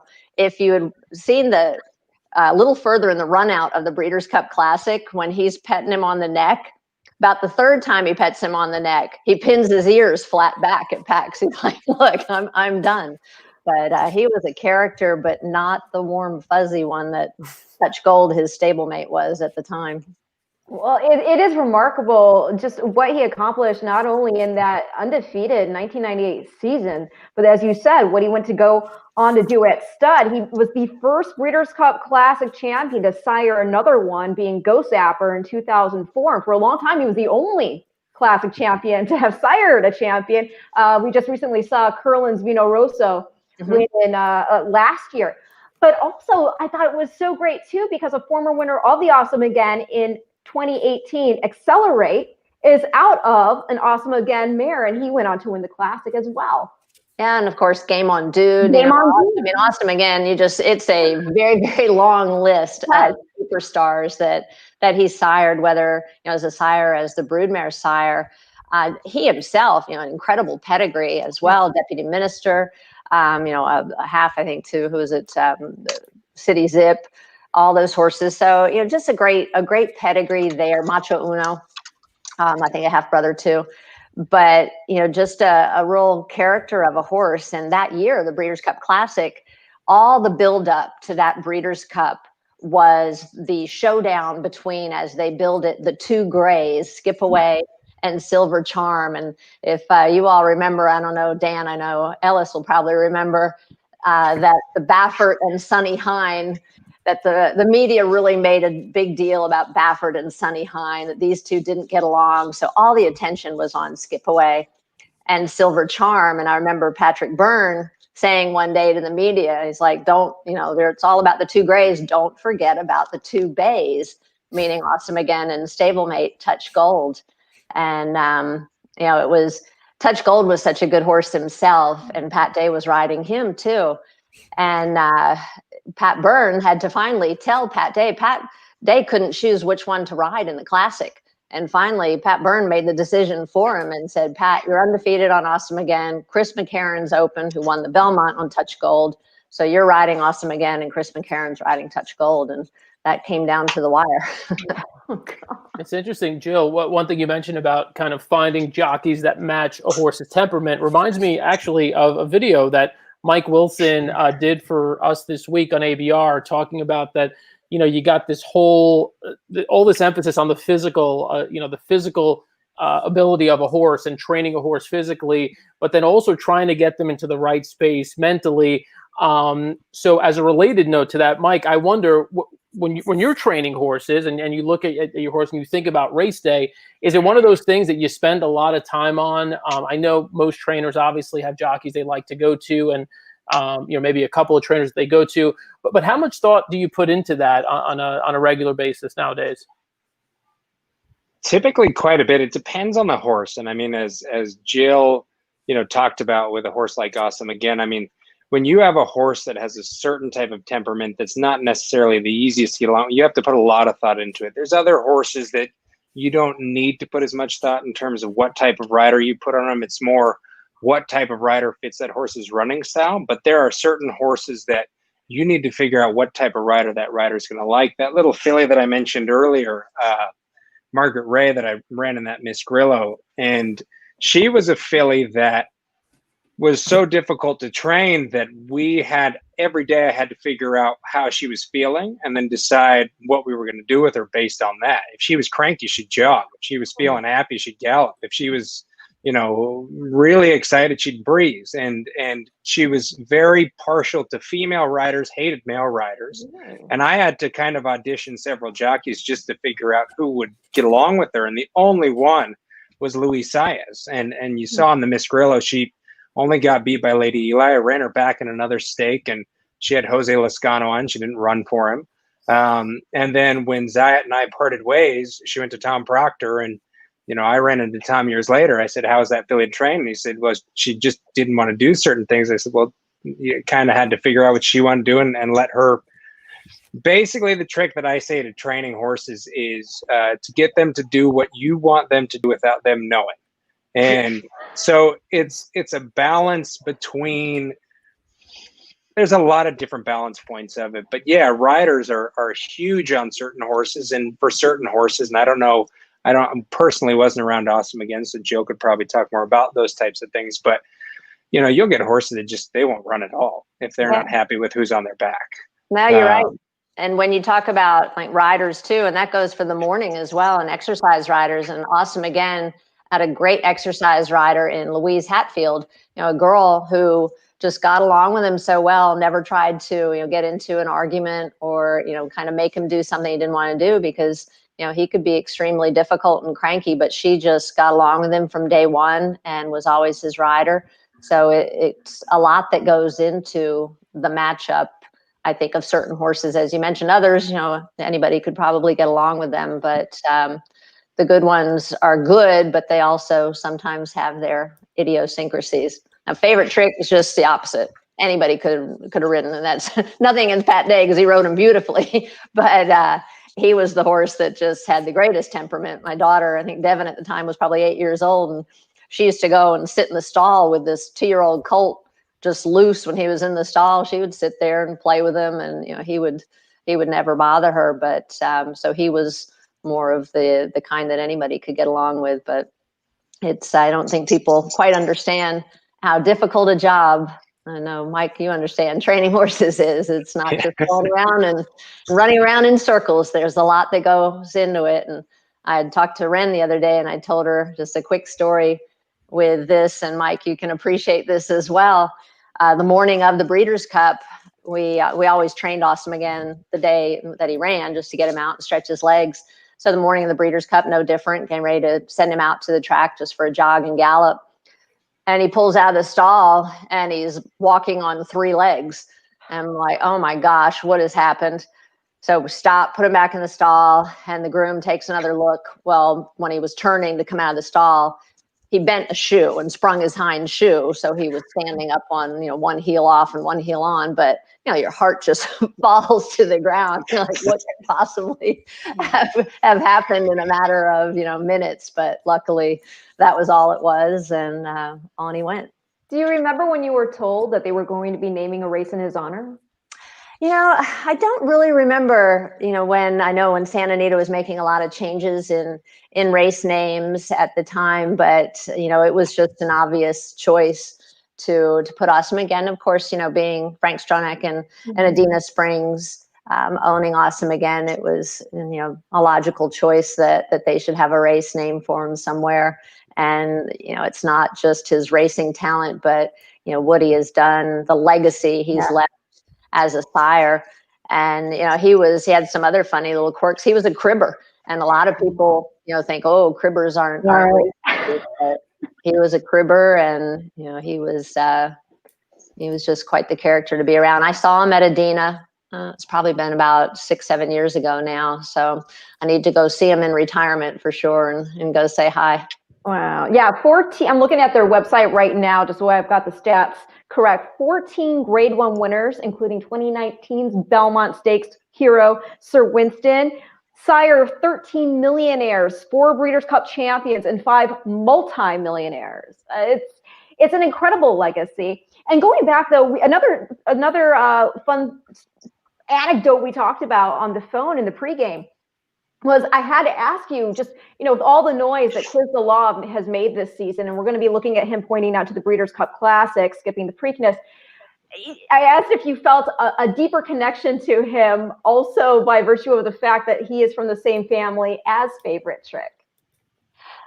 Yeah, obviously anything to do. Favorite Trick was just such a special horse. And, having been involved with 3 Breeders' Cup winners, I'm so fortunate to have been a part of their careers and, going into those races and experiencing those Breeders' Cup wins with Favorite Trick, Countess Diana, Awesome Again.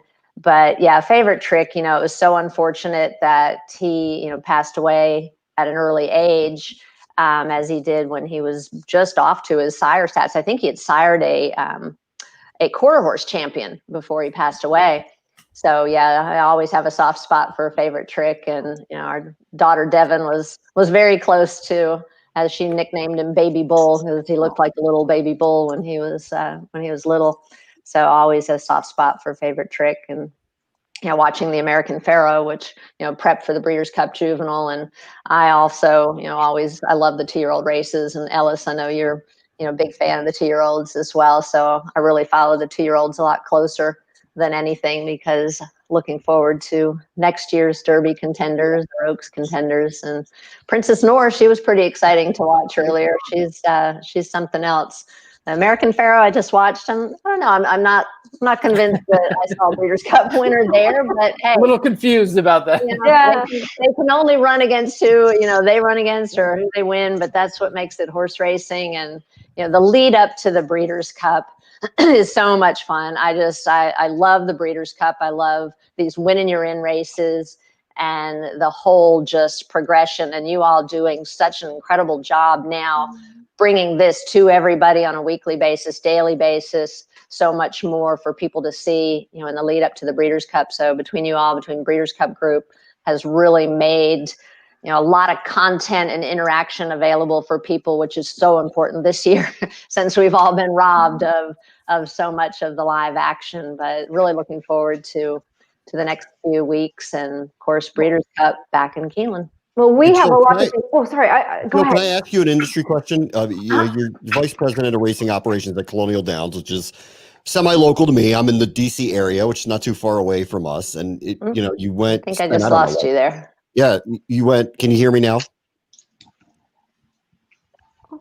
I think Jill froze. Yeah, Jill froze. Jill doesn't want an industry question, and we weren't asking it.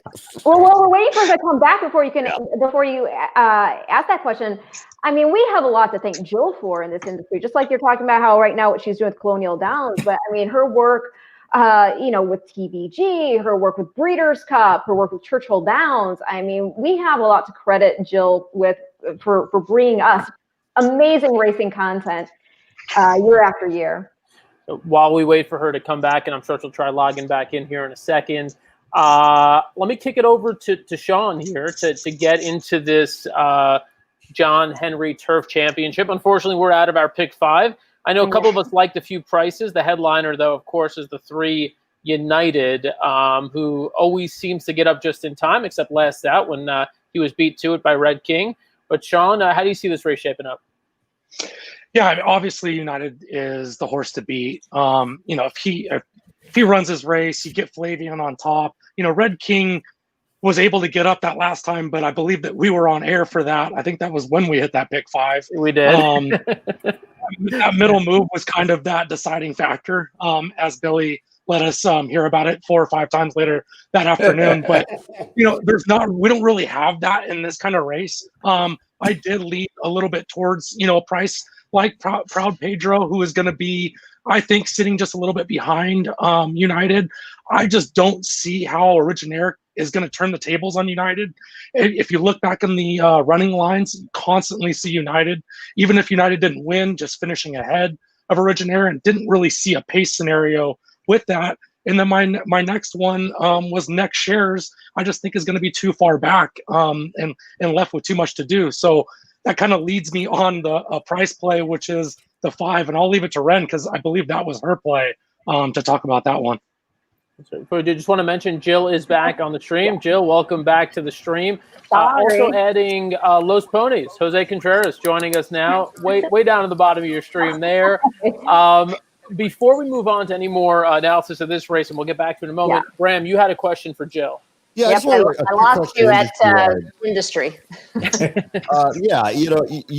the vice president of racing operations at Colonial Downs, which is semi-local to me. I'm in the DC area, so you're only a couple hours away. And it had been, a number of years since Colonial Downs raced. You came back in 2019, and then here comes 2020. I'm curious if you as you look ahead to 2021, and hopefully we get everything back to normal at some point, what were the lessons learned within the industry as you kind of look ahead to the future of the sport? Well, 2019 went so well. First year back and under new ownership, and the just whole new scene in Virginia. So everything went really well. We had great weather. $500,000 a day in purses, and it was a successful comeback.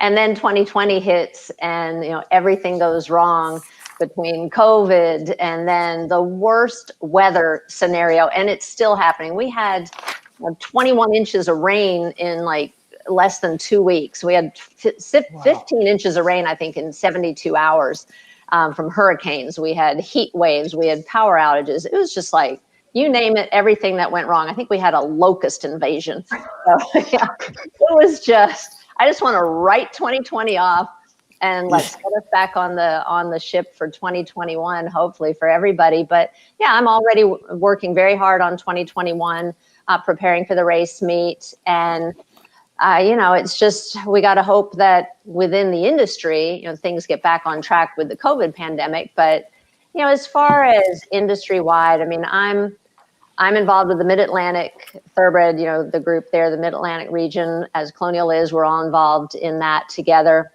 And I've really noticed in the last 2 years, that group working very closely together to try to get everybody on the same page, the same kind of rules and regulations. And so that's a great group working together. I mean, you see all these groups in the industry. I know some people tend to, want to make a little fun about how, we have so many groups. Is anything really happening? Well, I really think there is. And it is a time where people just have to come together, all the organizations in this industry, and realize where we stand and what we need to do to, to keep up with the Joneses. And the Joneses are the other sports. And we had a great opportunity while everything else was shut down and racing was the only live action out there.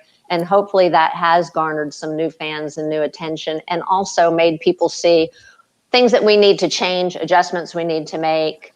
And obviously, the push towards ADW wagering, and that's not going to change even if we do get to bring fans back to the track. I think the recognition of how important that is, and things like this, what you all are doing is getting that information out to a broader audience. We have to get our product out to a broader audience, not just, the in-house people who we're already fans. We love it. That's why we're here doing it.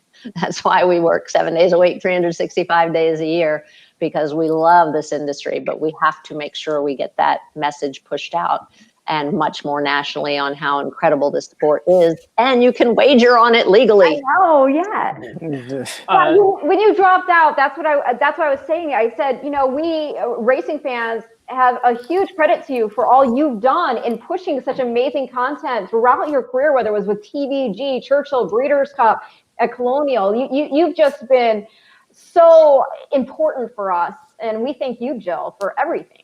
Well, thank you all, and good luck. Oh no, you can say what? Hey, what's the race? We're off and running. Yeah, we'll take the audio here. We'll be back and chatting in just a moment. Here we go. And Salvatore Mundi is close up in third as they cross the dirt and get onto the main turf course. At the rail, Originaire is close up, only 2.5 lengths off United, who's going to be uncontested on the front end. United galloping along in front by 2. Salvatore Mundi is in second. Originaire tucked in at the rail, and Next Shares 3 wide. Another mystery is 4 lengths off United. Proud Pedro second to last, and Oscar Dominguez. Flavian Pratt has the favorite United, dictating his own terms this afternoon, leading by 3/4 of a length to Salvatore Mundi in second. Got to be feeling pretty good about this. Walking on the lead. No pressure at all. Nope. 49 flat. He was training amazingly at Del Mar. I shared a barn with Richard and saw him every day. By 1.5 lengths to Salvatore Mundi. Next Share still in third. No excuses here. Time on the fence, just 2.5 lengths off the lead. Another mystery is just outside of him. Proud Pedro and Oscar Dominguez have been together throughout. United in charge 1.5 lengths. Salvatore Mundi, Next Shares, Originaire. These 4 have been going this way throughout. Another mystery is asked to pick it up in 5th, has 4 to make up. Oscar Dominguez passes Proud Pedro with 1/4 mile to go. It's been all United. Originaire, Red Cap along the inside, is coming to chase him now. A furlong left to go. United lets it out an arch. Originaire chasing with determination. On the extreme outside, Oscar Dominguez and Next Shares. United 2-length lead close to home, and it's going to be United dominating in front-running fashion to win the John Henry Turf Championship.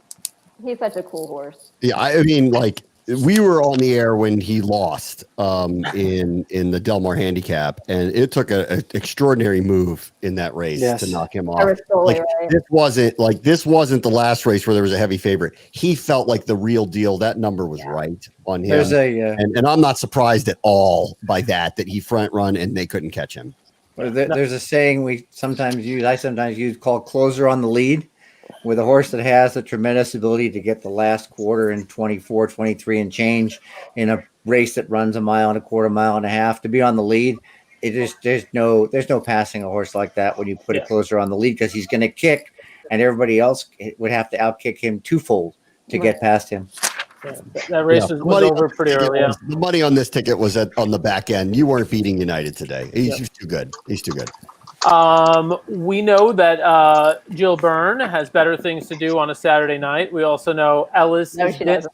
I want to keep Jill if we can. All right. Well, look. I mean, I'm gonna leave you with this, and it's sort of about the industry, and of course my very long career in this is something Ren touched on. So with the broadcast side of everything I've done, being involved, growing up in this industry, and the racing side of it, and the backstretch and the stables, and from the backside to the front side, so many incredible memories and so many incredible people that I've been so lucky to work with.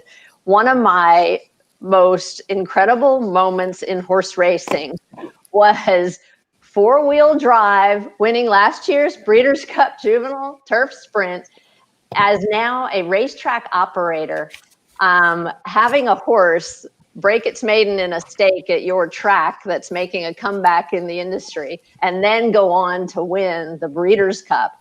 I was in the winner's circle because I always, I help Dora and I volunteer for the Breeders' Cup. And I'm in the winner's circle. I'm like, I own the horse. I was jumping up and down, and I was so excited that, it's this credibility and justification. So, every part of this industry is so deep in my heart and soul. And, I owe it everything to where I am. So I will fight for it constantly. And I'm lucky that, people like you all, this new generation coming along to keep fanning the flames for horse racing.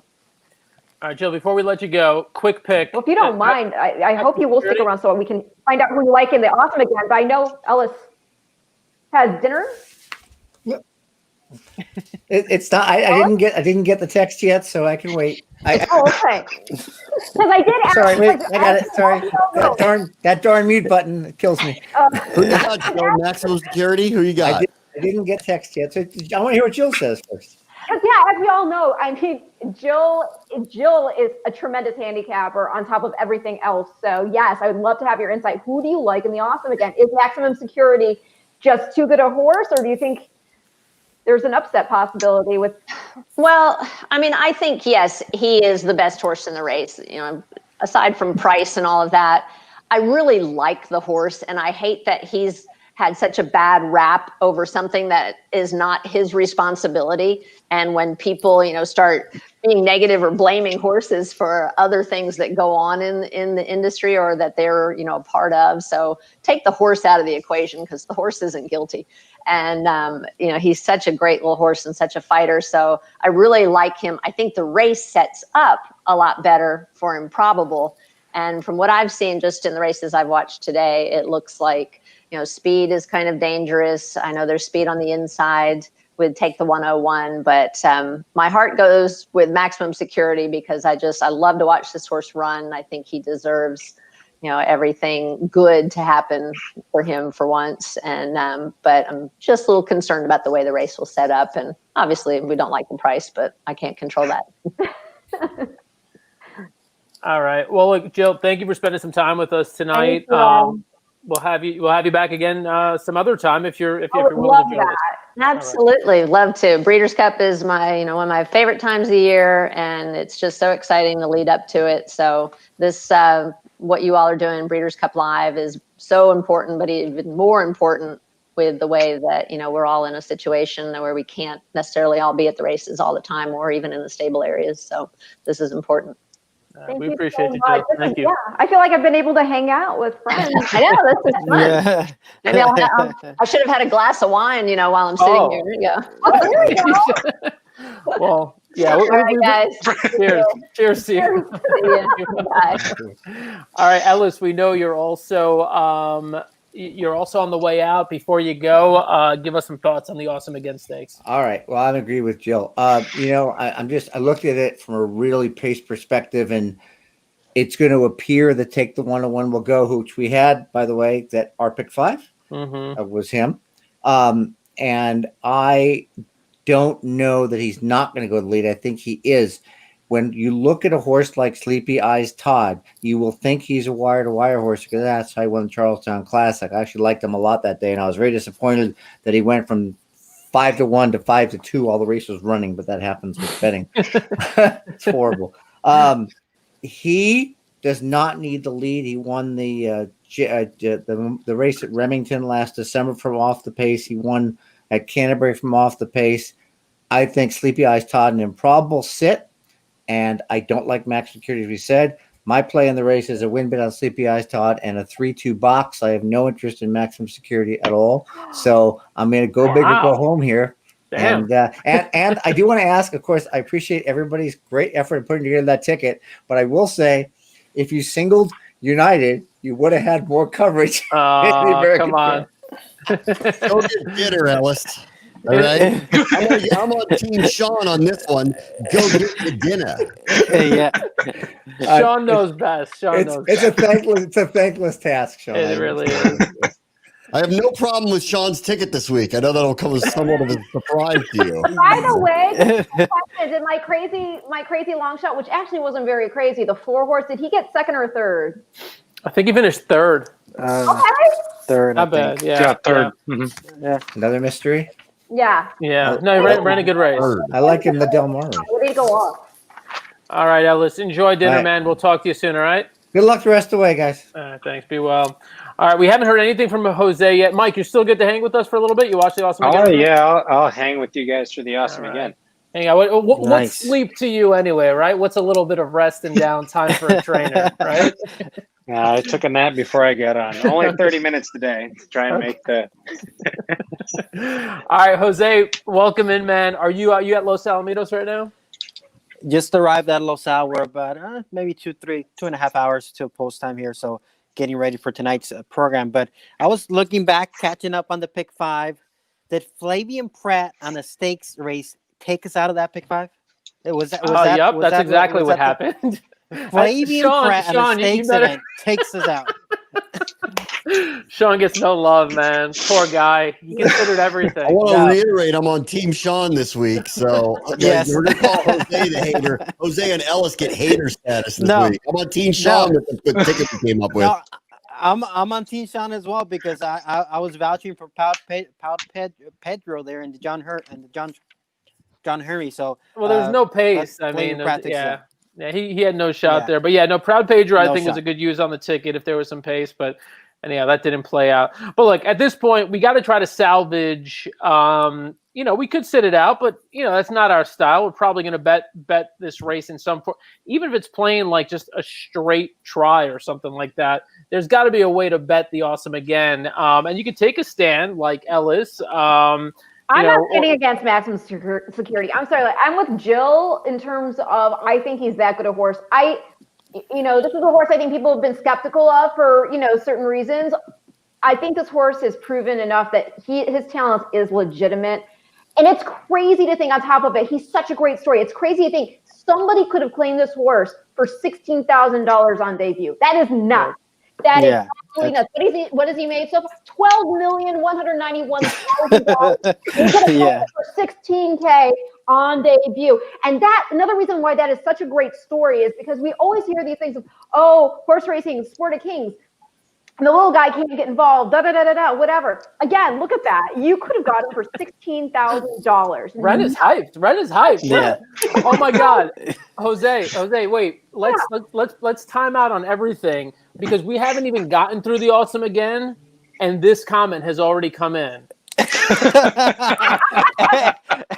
I got all the selections coming. Just stay tuned, Mr. Max. We'll get to it. We'll get to Your it. dad doing modeling now, Dan? That looks like a fashion. It is a bit of a vanity little profile shot there. It is. That is. All right, Jose, give us your take on the Awesome Again.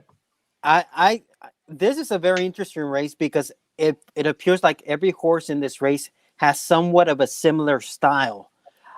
They can all go to the lead, or they can all stalk, or they can kind of maybe take a little bit of a step backwards. This is what is making this race very, very interesting to me. Maximum Security, hard to knock him based on what he's accomplished already to this far. And Probable, his main dilemma has always been through his career being fractions in the gate, the antics before the race. As far as if he settles down and he runs his race, he's a legitimate grade 1, grade 2 horse. But it's always been about how is he going to behave in the gate, leading up in the parade, all of that. It seems like he's getting better, back-to-back strong wins. But I come back to the races that Midcourt has run over this track. That's the word you use. It feels like this is the track where he runs his best races.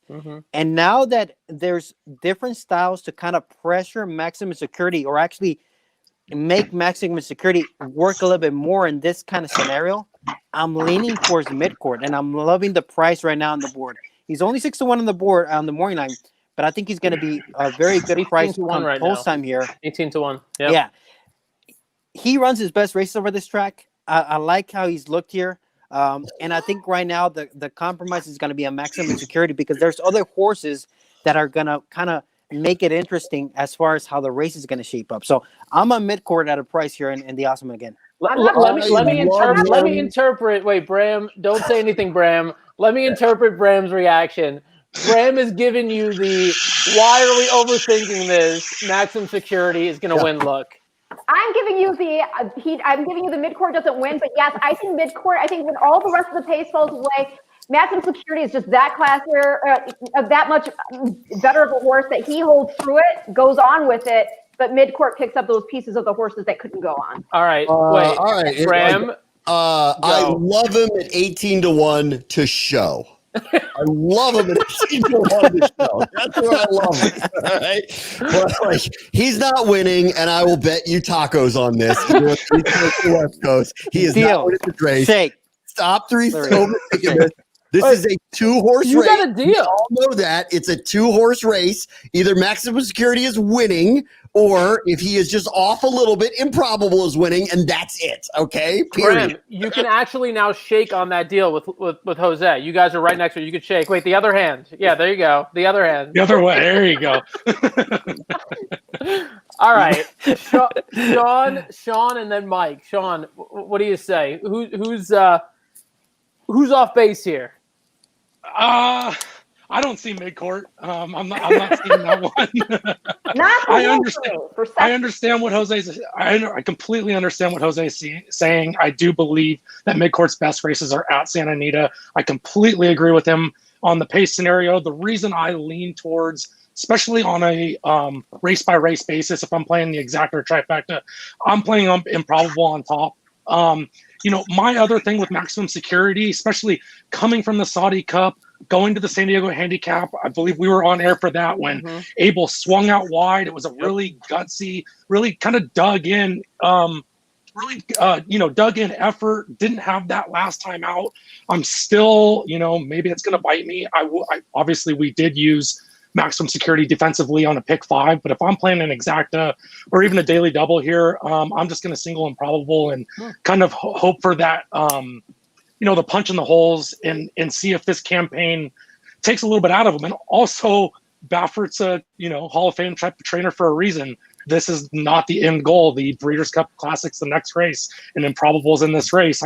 I'm seeing kind of writing on the wall that maybe this is another time when we see the other Baffert. Yes. I like it. 100%. The play is Improbable over the other 4. That is the play here, and then you might get lucky and get someone in second. It's taking everything Ren has not to like burst out and just go nuts right now about this. I want to go to Mike. Mike, what Sean just said really gets into the mind of a trainer, right? Team Sean. Hashtag Team Sean. Mike, If you had maximum security right now, is it like we always talk about, like, oh, this horse can't be cranked up for this? Obviously, the target is the classic, and he's already in the classic, this and that. I mean, does that stuff like play into, like, tell us how that plays into your training, and if you would have maximum security cranked up fully for this race, or you think you might be vulnerable here? No, yeah. I mean, and I worked for Bob as an assistant, and, you know, he's got 2 goals usually, Breeders' Cup and Derby. And so, you know, if you've noticed over the years, he'll train a lot of horses into the Breeders' Cup and even skip the prep races. And so his goal is, and he's a master at it. I've never seen anybody better at peaking a horse on a given day than Baffert. That is the goal. And so if this is a workout that he just kind of breezes over the track and gets it done, you know, if you look at how he's split these 2 horses up and kind of, you know, took Improbable back east. The question, I know he loved that horse last year.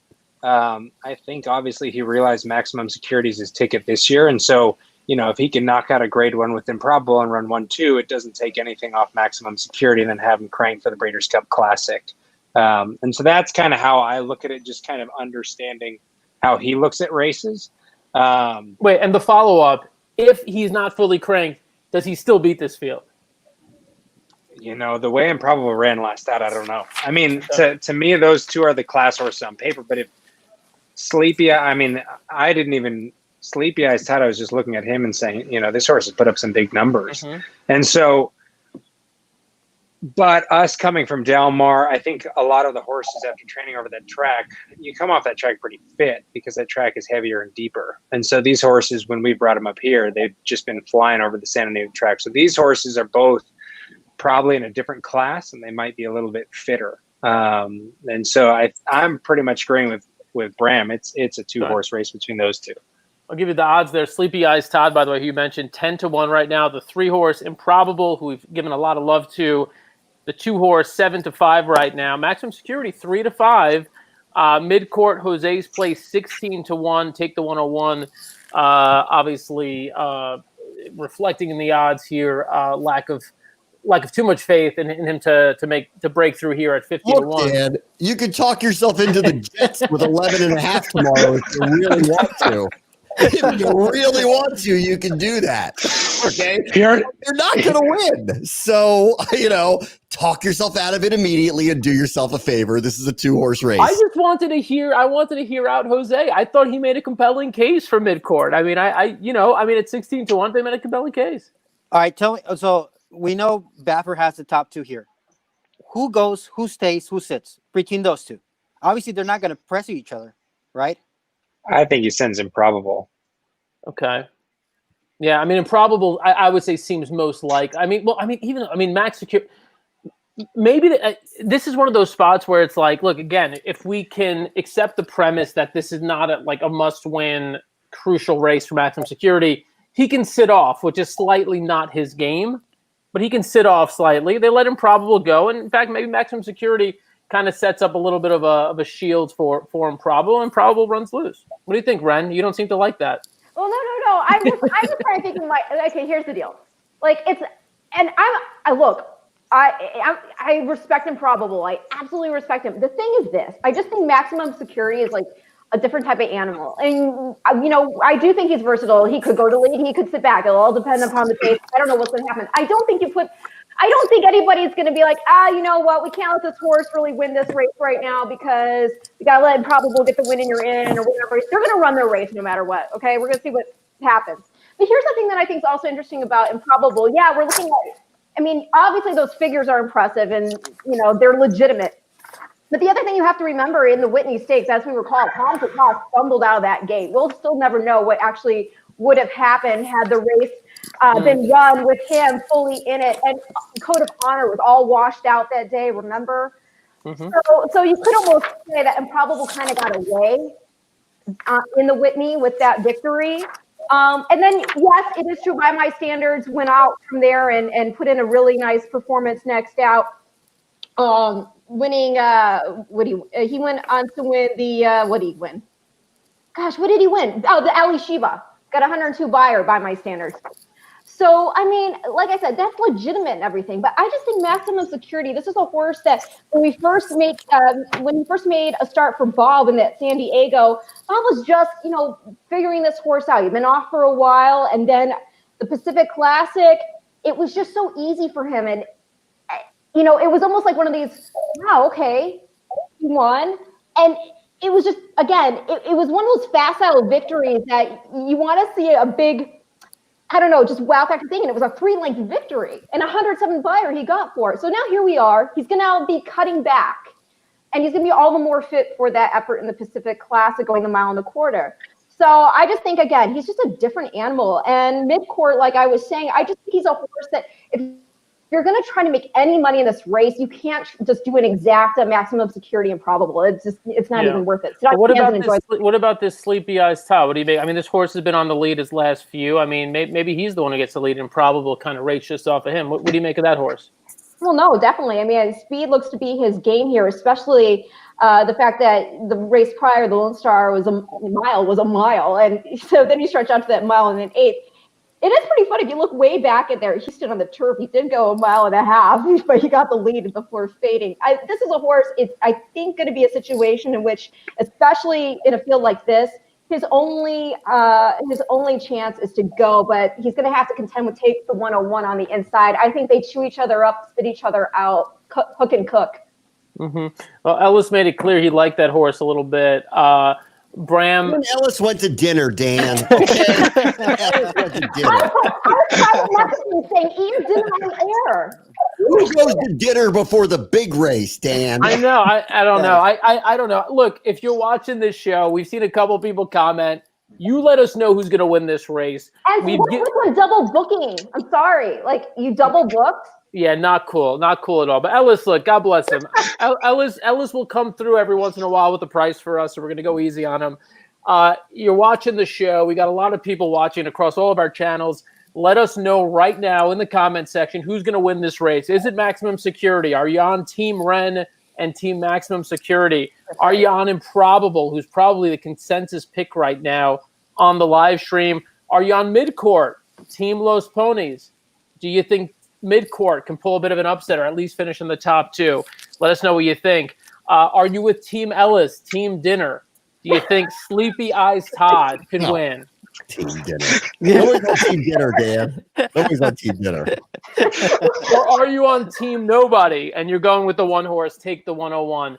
All right, we're going to pull the screen down so we can see everybody. Now we have comments coming in. We've got votes coming in for Maximum Security. Maximum Security is such an interesting. Jill touched on this a little bit. It's hard not to pick Maximum Security here. Come on. I mean, I'm going against it only because there's a horse that might beat him here. That's it. Like, that's the only reason I'm going against him. He's so that horse. I mean, Mike, have you ever been around a horse who is so polarizing? Like, people love that horse. I love him. Or they just don't like him at all. Yeah, I think it's been a unique situation because of what happened in the Derby last year and then the Jason Service stuff. So, I mean, have I been around a horse that polarizing? No, maybe one time, but not that polarizing. I mean, when I worked for Mandela, we had the Tin Man, and we knew we had the best turf horse in the country. And everybody would talk about English Channel, and everybody would talk about Cacique.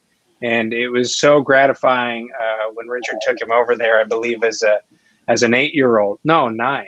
He was a 9-year-old when he won the Arlington Million. And so, that was kind of, at least, it's been funny being on both coasts. And the West Coast, we don't care about East Coast racing. On the East Coast, they disregard West Coast racing. And so that was kind of a fun West meets East in a big race. But I've never necessarily been around a situation as polarizing as this one with this horse. Hey, Dan. I know the race is about to go off, but we did not unpack Pat Day blaming War of Will for what happened in the Derby. How about that? What happened? He blamed War of Will for what happened in the Derby. That was amazing. That was actually really good stuff. I was like, let me just throw it out there, see what he says. He was not prepared for the question. God bless him. He still made his best effort to answer the question, but it really did seem like Pat Day thought that all the trouble. And look, the more I watch that replay, and I've seen it a few times recently, War of Will is not without fault. Like, don't get me wrong. I think full Zapruder film. He went full Zapruder film and was like, "You need to see the video, and you will see what I'm talking about." I will say this: no matter how you look at that race, the one person, the one individual with completely no fault, I still maintain is Saez. The horse the horse spooked. That was not a, in my opinion, as an equestrian, as a rider, as being able to see body language and how balance is being shifted and what's happening with the rein. That was a legitimate spook. Whatever then happened after it, completely up for debate with y'all. But that was a spook. Whatever happened here, I will blame Jose.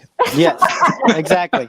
I'll take the blame for this one. Which is a drastic shift from Bram's normal course of blaming Sean. Ooh, He's on Team Sean. He's on Team Sean today. Team Sean. Sean, you made it quite clear. You think Improbable has the edge today. If you're going to bet this race straight up, if you're in the situation that we're in, all of our pick 5 and pick 4 tickets are dead. Do you have an exacta? Are you keeping Maximum Security out of your exacta, or is that just silly? Or do you just not bet this race? You just sit out? I mean, the 2-5 exacta right now. Forget the 2-5 exacta. Just forget that. It has to be something else. Yeah, it has to be something so else. I mean, I would forget the probable outcome, Sean, and think about something else. I would put it this way. If you see it as a absolute 2-horse race, and you're getting your top choice at better than 1.5 to 1. Are you willing to just make a win bet at Improbable? What's the price that you makes want more to get? sense, right? What's exactly. The price? Because on paper, if you really look, if you're on the side that you like Improbable, you think it's a 2-horse race. If it's a match race, if you're getting almost 2 to 1 right now, 9-5, wouldn't you want to just make a win bet on Improbable if you like Improbable here? Yeah, 8-5 and bet it all. What do you think, Sean? Yeah, especially if, I mean, like we're saying, if you like Improbable on top and you really think, like I do, I mean, Maximum Security is the horse to beat. I really see it as kind of a 2-horse race. So, take the, keep it simple, take the second leg out. And like Jose said, just, straight win bet. That's, and it's not necessarily, I mean, I think it's the value because you're taking a little bit of risk out to make just a very small amount less than if you were to hit the exacta, like Jose's saying. Mike, I know you're not a bettor, but if we my whole career is a gamble. The trainers and the owners. Yeah, if we were gonna like force you, like literally, like just push you to the betting window here, how would you bet this race? Yeah, I mean, you could just say I'd bet 50 to win on Improbable. Period. That's fine. No. I mean, even though I probably like Improbable in terms of, I still think Maximum Security wins. I mean, if I was gonna bet, I'd do an exacta Maximum Security Improbable. Okay. All right. Here comes the race here. This is Michael's a very smart man. That he is. This is a win and you're in race, as you know, for the Longines Breeders' Cup Classic, which will be the feature event on Breeders' Cup weekend this year. So a lot at stake here. Maximum Security already in, Improbable. Those are horses you can expect to see for horses like he's acting up. He's acting up in the gate. And just remember this: the only race that you're telling yourself is when he stumbled out of the gate. He's crossed the wire first in every race, save for that one. Jose is so ready for Maximum Security to lose. Here you go. Enjoy the race. And the awesome again. Very smooth beginning. Sleepy Eyes Todd, but now Take the 101 sprints up to take the lead. Maximum Security comes away in third. Then Midcourt and Improbable will be last in the early going. Take the 101 narrowly in front. Sleepy Eyes Todd, Maximum Security 3 Who saw this wide. horse on the list? Midcourt goes 4 wide into the first turn, has about 4 lengths to make up, and he's 2 in front of Improbable. Who saw Improbable last? Take the 101, Wild. The pace very sensible. He's in front by a length. Sleepy Eyes Todd is in second. Maximum Security racing in between horses, and Midcourt outside of that pair. 2.5 lengths covers those 4. It's another 5 back to Improbable, who's racing off the rail and by himself. Take the 101 leads the field to the half-mile pole in the awesome again. Maximum Security puts his head into second. Sleepy Eyes Todd, Midcourt keeping pace with that pair. Still another 4 back to Improbable. It's been a lonely lead for Take the 101. He controls the pace. Mike, which horse do you wish was yours right now? 2.5 lengths now. Say what? Which horse do you wish was yours right now? Maximum Security has work to do. Improbable's, I thought he was dead, but he's actually coming pretty good. I think the rest is going to crash, but he's, yeah. Here he comes. Take the 101. Improbable finding Here comes his best Improbable. ride. He's starting to move in. Maximum Security will be in between them, but it's Improbable who has taken command with an authoritative run from last to first. What a star Improbable has turned into as he is going to romp in the awesome again. Improbable and Drayden Van Dyke could not have been That more was impressive. That was very impressive. Okay, I can see this. You guys had it. I told you, I loved mid-court show. I loved them. You were begging for midcourt to not pass maximum their deep stretch. True. Yeah. And I bet it was a classic. I was looking for a parlay here. Not only do I want him to hit the spread, I want him to hit the over. Not only did I want Improbable to win, I wanted somebody other than Maximum Security to not come in second because then you tag. That's what I was looking for here. I got it. I'm pretty close. Pretty close. I fully acknowledge I was wrong. I gotta say, turning for home, Max did not look good. Like it wasn't even that he just lost to a better horse. He didn't actually look good. First of all, kudos to absolutely. Yes. No. Kudos to Sean. I mean, I think Sean pretty much laid this case out. I mean, as well as anyone could. Okay, Bram, you too. You get it. So you get a little bit of love. Come on, Bram. Let Sean have a little bit of love here. Come on, Bram. Your team Sean today. Come on. Yeah, your team Bram today. You know, I said the same thing you did. That the play is Improbable over everybody, and he's going to win. Oh my God, I can't even take this. I have dinner now, Dan. Now that I know that. I have dinner. No, you both get love, but Sean laid out like the argument pretty well about the whole being ready to run a peak race. And then even though Mike was like, look, even Maximum Security not at 100% could still win this race. You twisted my arm. You scared me. Even Mike sort of conceded like he's not going to be 100% for this race. Now, that being said, Ren, to give you credit, even at, let's say, 80% of what he is, he's still pretty handily finished second in this race. And like, why do you not want me to be right, Dan? I don't understand. Why do you want me to not be right? I don't get it. I do want to add, I want to pick Michael's brain a little bit more about what but don't you agree the horse just didn't look good finishing, even though he got second? No, he looked like he was hanging when he got to the quarter pole. And then, you know, it was interesting seeing Improbable take dirt in the face and him climbing down the backside for him to kind of decide to then still run through that and actually make the finish that he did. But when he started coming, I mean, it's interesting because Maximum Security looks like a horse. He's a fighter. He'll dig, but he dug and then he hung. Yeah, and, exactly. You know, no, but I do want to say, again, congratulations to Improbable, Bob and Connections on that horse, FS Racing, China Horse Club, I believe, is involved. Windstar, of course. This is a horse that, again, like you all were saying earlier, they were so high on last year that they felt that this was their mini Justify.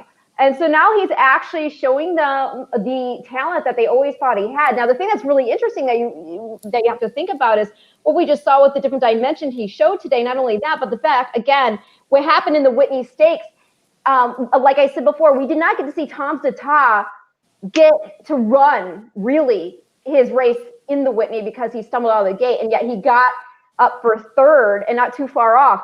So it really makes it exciting to see the rematch of these two in the Longines Classic.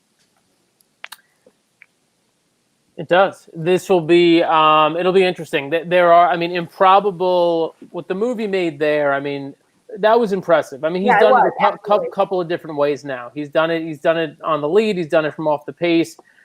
I mean, I can't even tell you how much money I lost on him last year. So I'm just, I still harbor some, I'm resentment. I don't want to say resentment. You have a grudge. I have, yeah, like now, and it's like I've missed. I was at all the funerals, and like I've missed the past couple of weddings, and now it's like, will there be another one at the Breeders' Cup? You know, will there be now here the coronation of Improbable after I lost all this money on him last year? Maybe. I mean, I thought he was. Yeah, exactly. I mean, except Bodie Express, I still continue to bet on for some reason. I know. You can't let him beat you now. That's why. True. And Exactly. watching him down the backstretch, his stride, it looked like he was kind of more like jumpy over the track. But once he made that move there around the far turn, I mean, he that was impressive. And no excuses for maximum security. He just looked like he was gassed. He didn't have that extra gear to go with. Yeah. But Improbable there was super, super impressive. Oh, this is funny. Ellis said dinner was good. How did he eat that fast? What did he do when he hit it? He did eat that quite a bit. Like unhinge his jaw like a snake and just. I mean, with the amount of money we lost, he may have just eaten a Hot Pocket for dinner. That's why. You know, he probably hit it on his own because he wanted a single Improbable. He wanted the single. Yeah. Jose, before we go, give us the Losal picks for my dad so that he can Well, I left him with the winner last time out, so why don't we try to make it 2 for 2? So race 4 the 4. I'll make it easy. Race 4 the 4. Race 4 the 4. That's the best bet. And a little bit of a price. Race 3 the 5. So race 3 the 5. Race 4 the 4. All righty. I hope you got. I wrote them down. I'm in. Crappy East Coast tacos, Jose. All right. So when we can travel again, which I don't know when that's going to be, I expect to receive crappy East Coast tacos. Just make sure there's cheese on them. I'll be serving them with cheese if you want with cheese. No cheese on this side though. No cheese. I love my cheese. I'm sorry. Mike, let people know how they can follow you. The video series that you're doing right now with ABR and everything else you got going on. Yeah, no, I mean, I keep sharing and retweeting everything on my handle. So at Michael SR Wilson, both on Twitter, Instagram, and then Facebook. So, I'll be sharing everything that we're doing and continue to try and give as much in-depth and behind the scenes of how barns run. So, yeah, absolutely. Appreciate it. Yeah, it was really great insight. I mean, I look, just listening to you, and again, it's, you're talking about Bob's Barn and having worked with him before in the past. I mean, that was really cool. That was just incredible insight before that race about how trainers prep their horses for races like this with bigger targets up ahead. And so I thought that was useful. If you were listening, I thought the insight that you provided was absolutely awesome. Sean, thank you again for everything. Bram says he's on your team. I'm not totally Team Sean, hashtag Team Sean tonight. Team Sean. We're team. They know Sean. They know we were on it today, and they weren't. And they know it. They know it. Ren, you get the last word, and then we'll see everybody next week. Go ahead, Ren. I don't think I deserve the last word. You get the last word. What do you want me to? Okay, everybody, it was an awesome show. How amazing to have all of you here with us. We've got actually Ella Starr saying to wish him luck because he's single to ingest in the pick 4. As he is digesting. Yes, as he is digesting. Also, I did see earlier somebody was asking about where is Tizela. I believe he's still in New York, getting in his final preparations toward the Longines Breeders' Cup Classic. So very exciting prospect there. And obviously now we know he's going to be going up against Improbable, who just put in a stellar performance in the Awesome Again. And it was an awesome show, action-packed, and with special guests like Pat Day, Hall of Fame jockey, and Jill Byrne, who has done so much for this industry in just every facet in which she's worked in it. And I'm just very thankful to have been part of the broadcast, and thanks to all you guys for making it so much fun. I want Max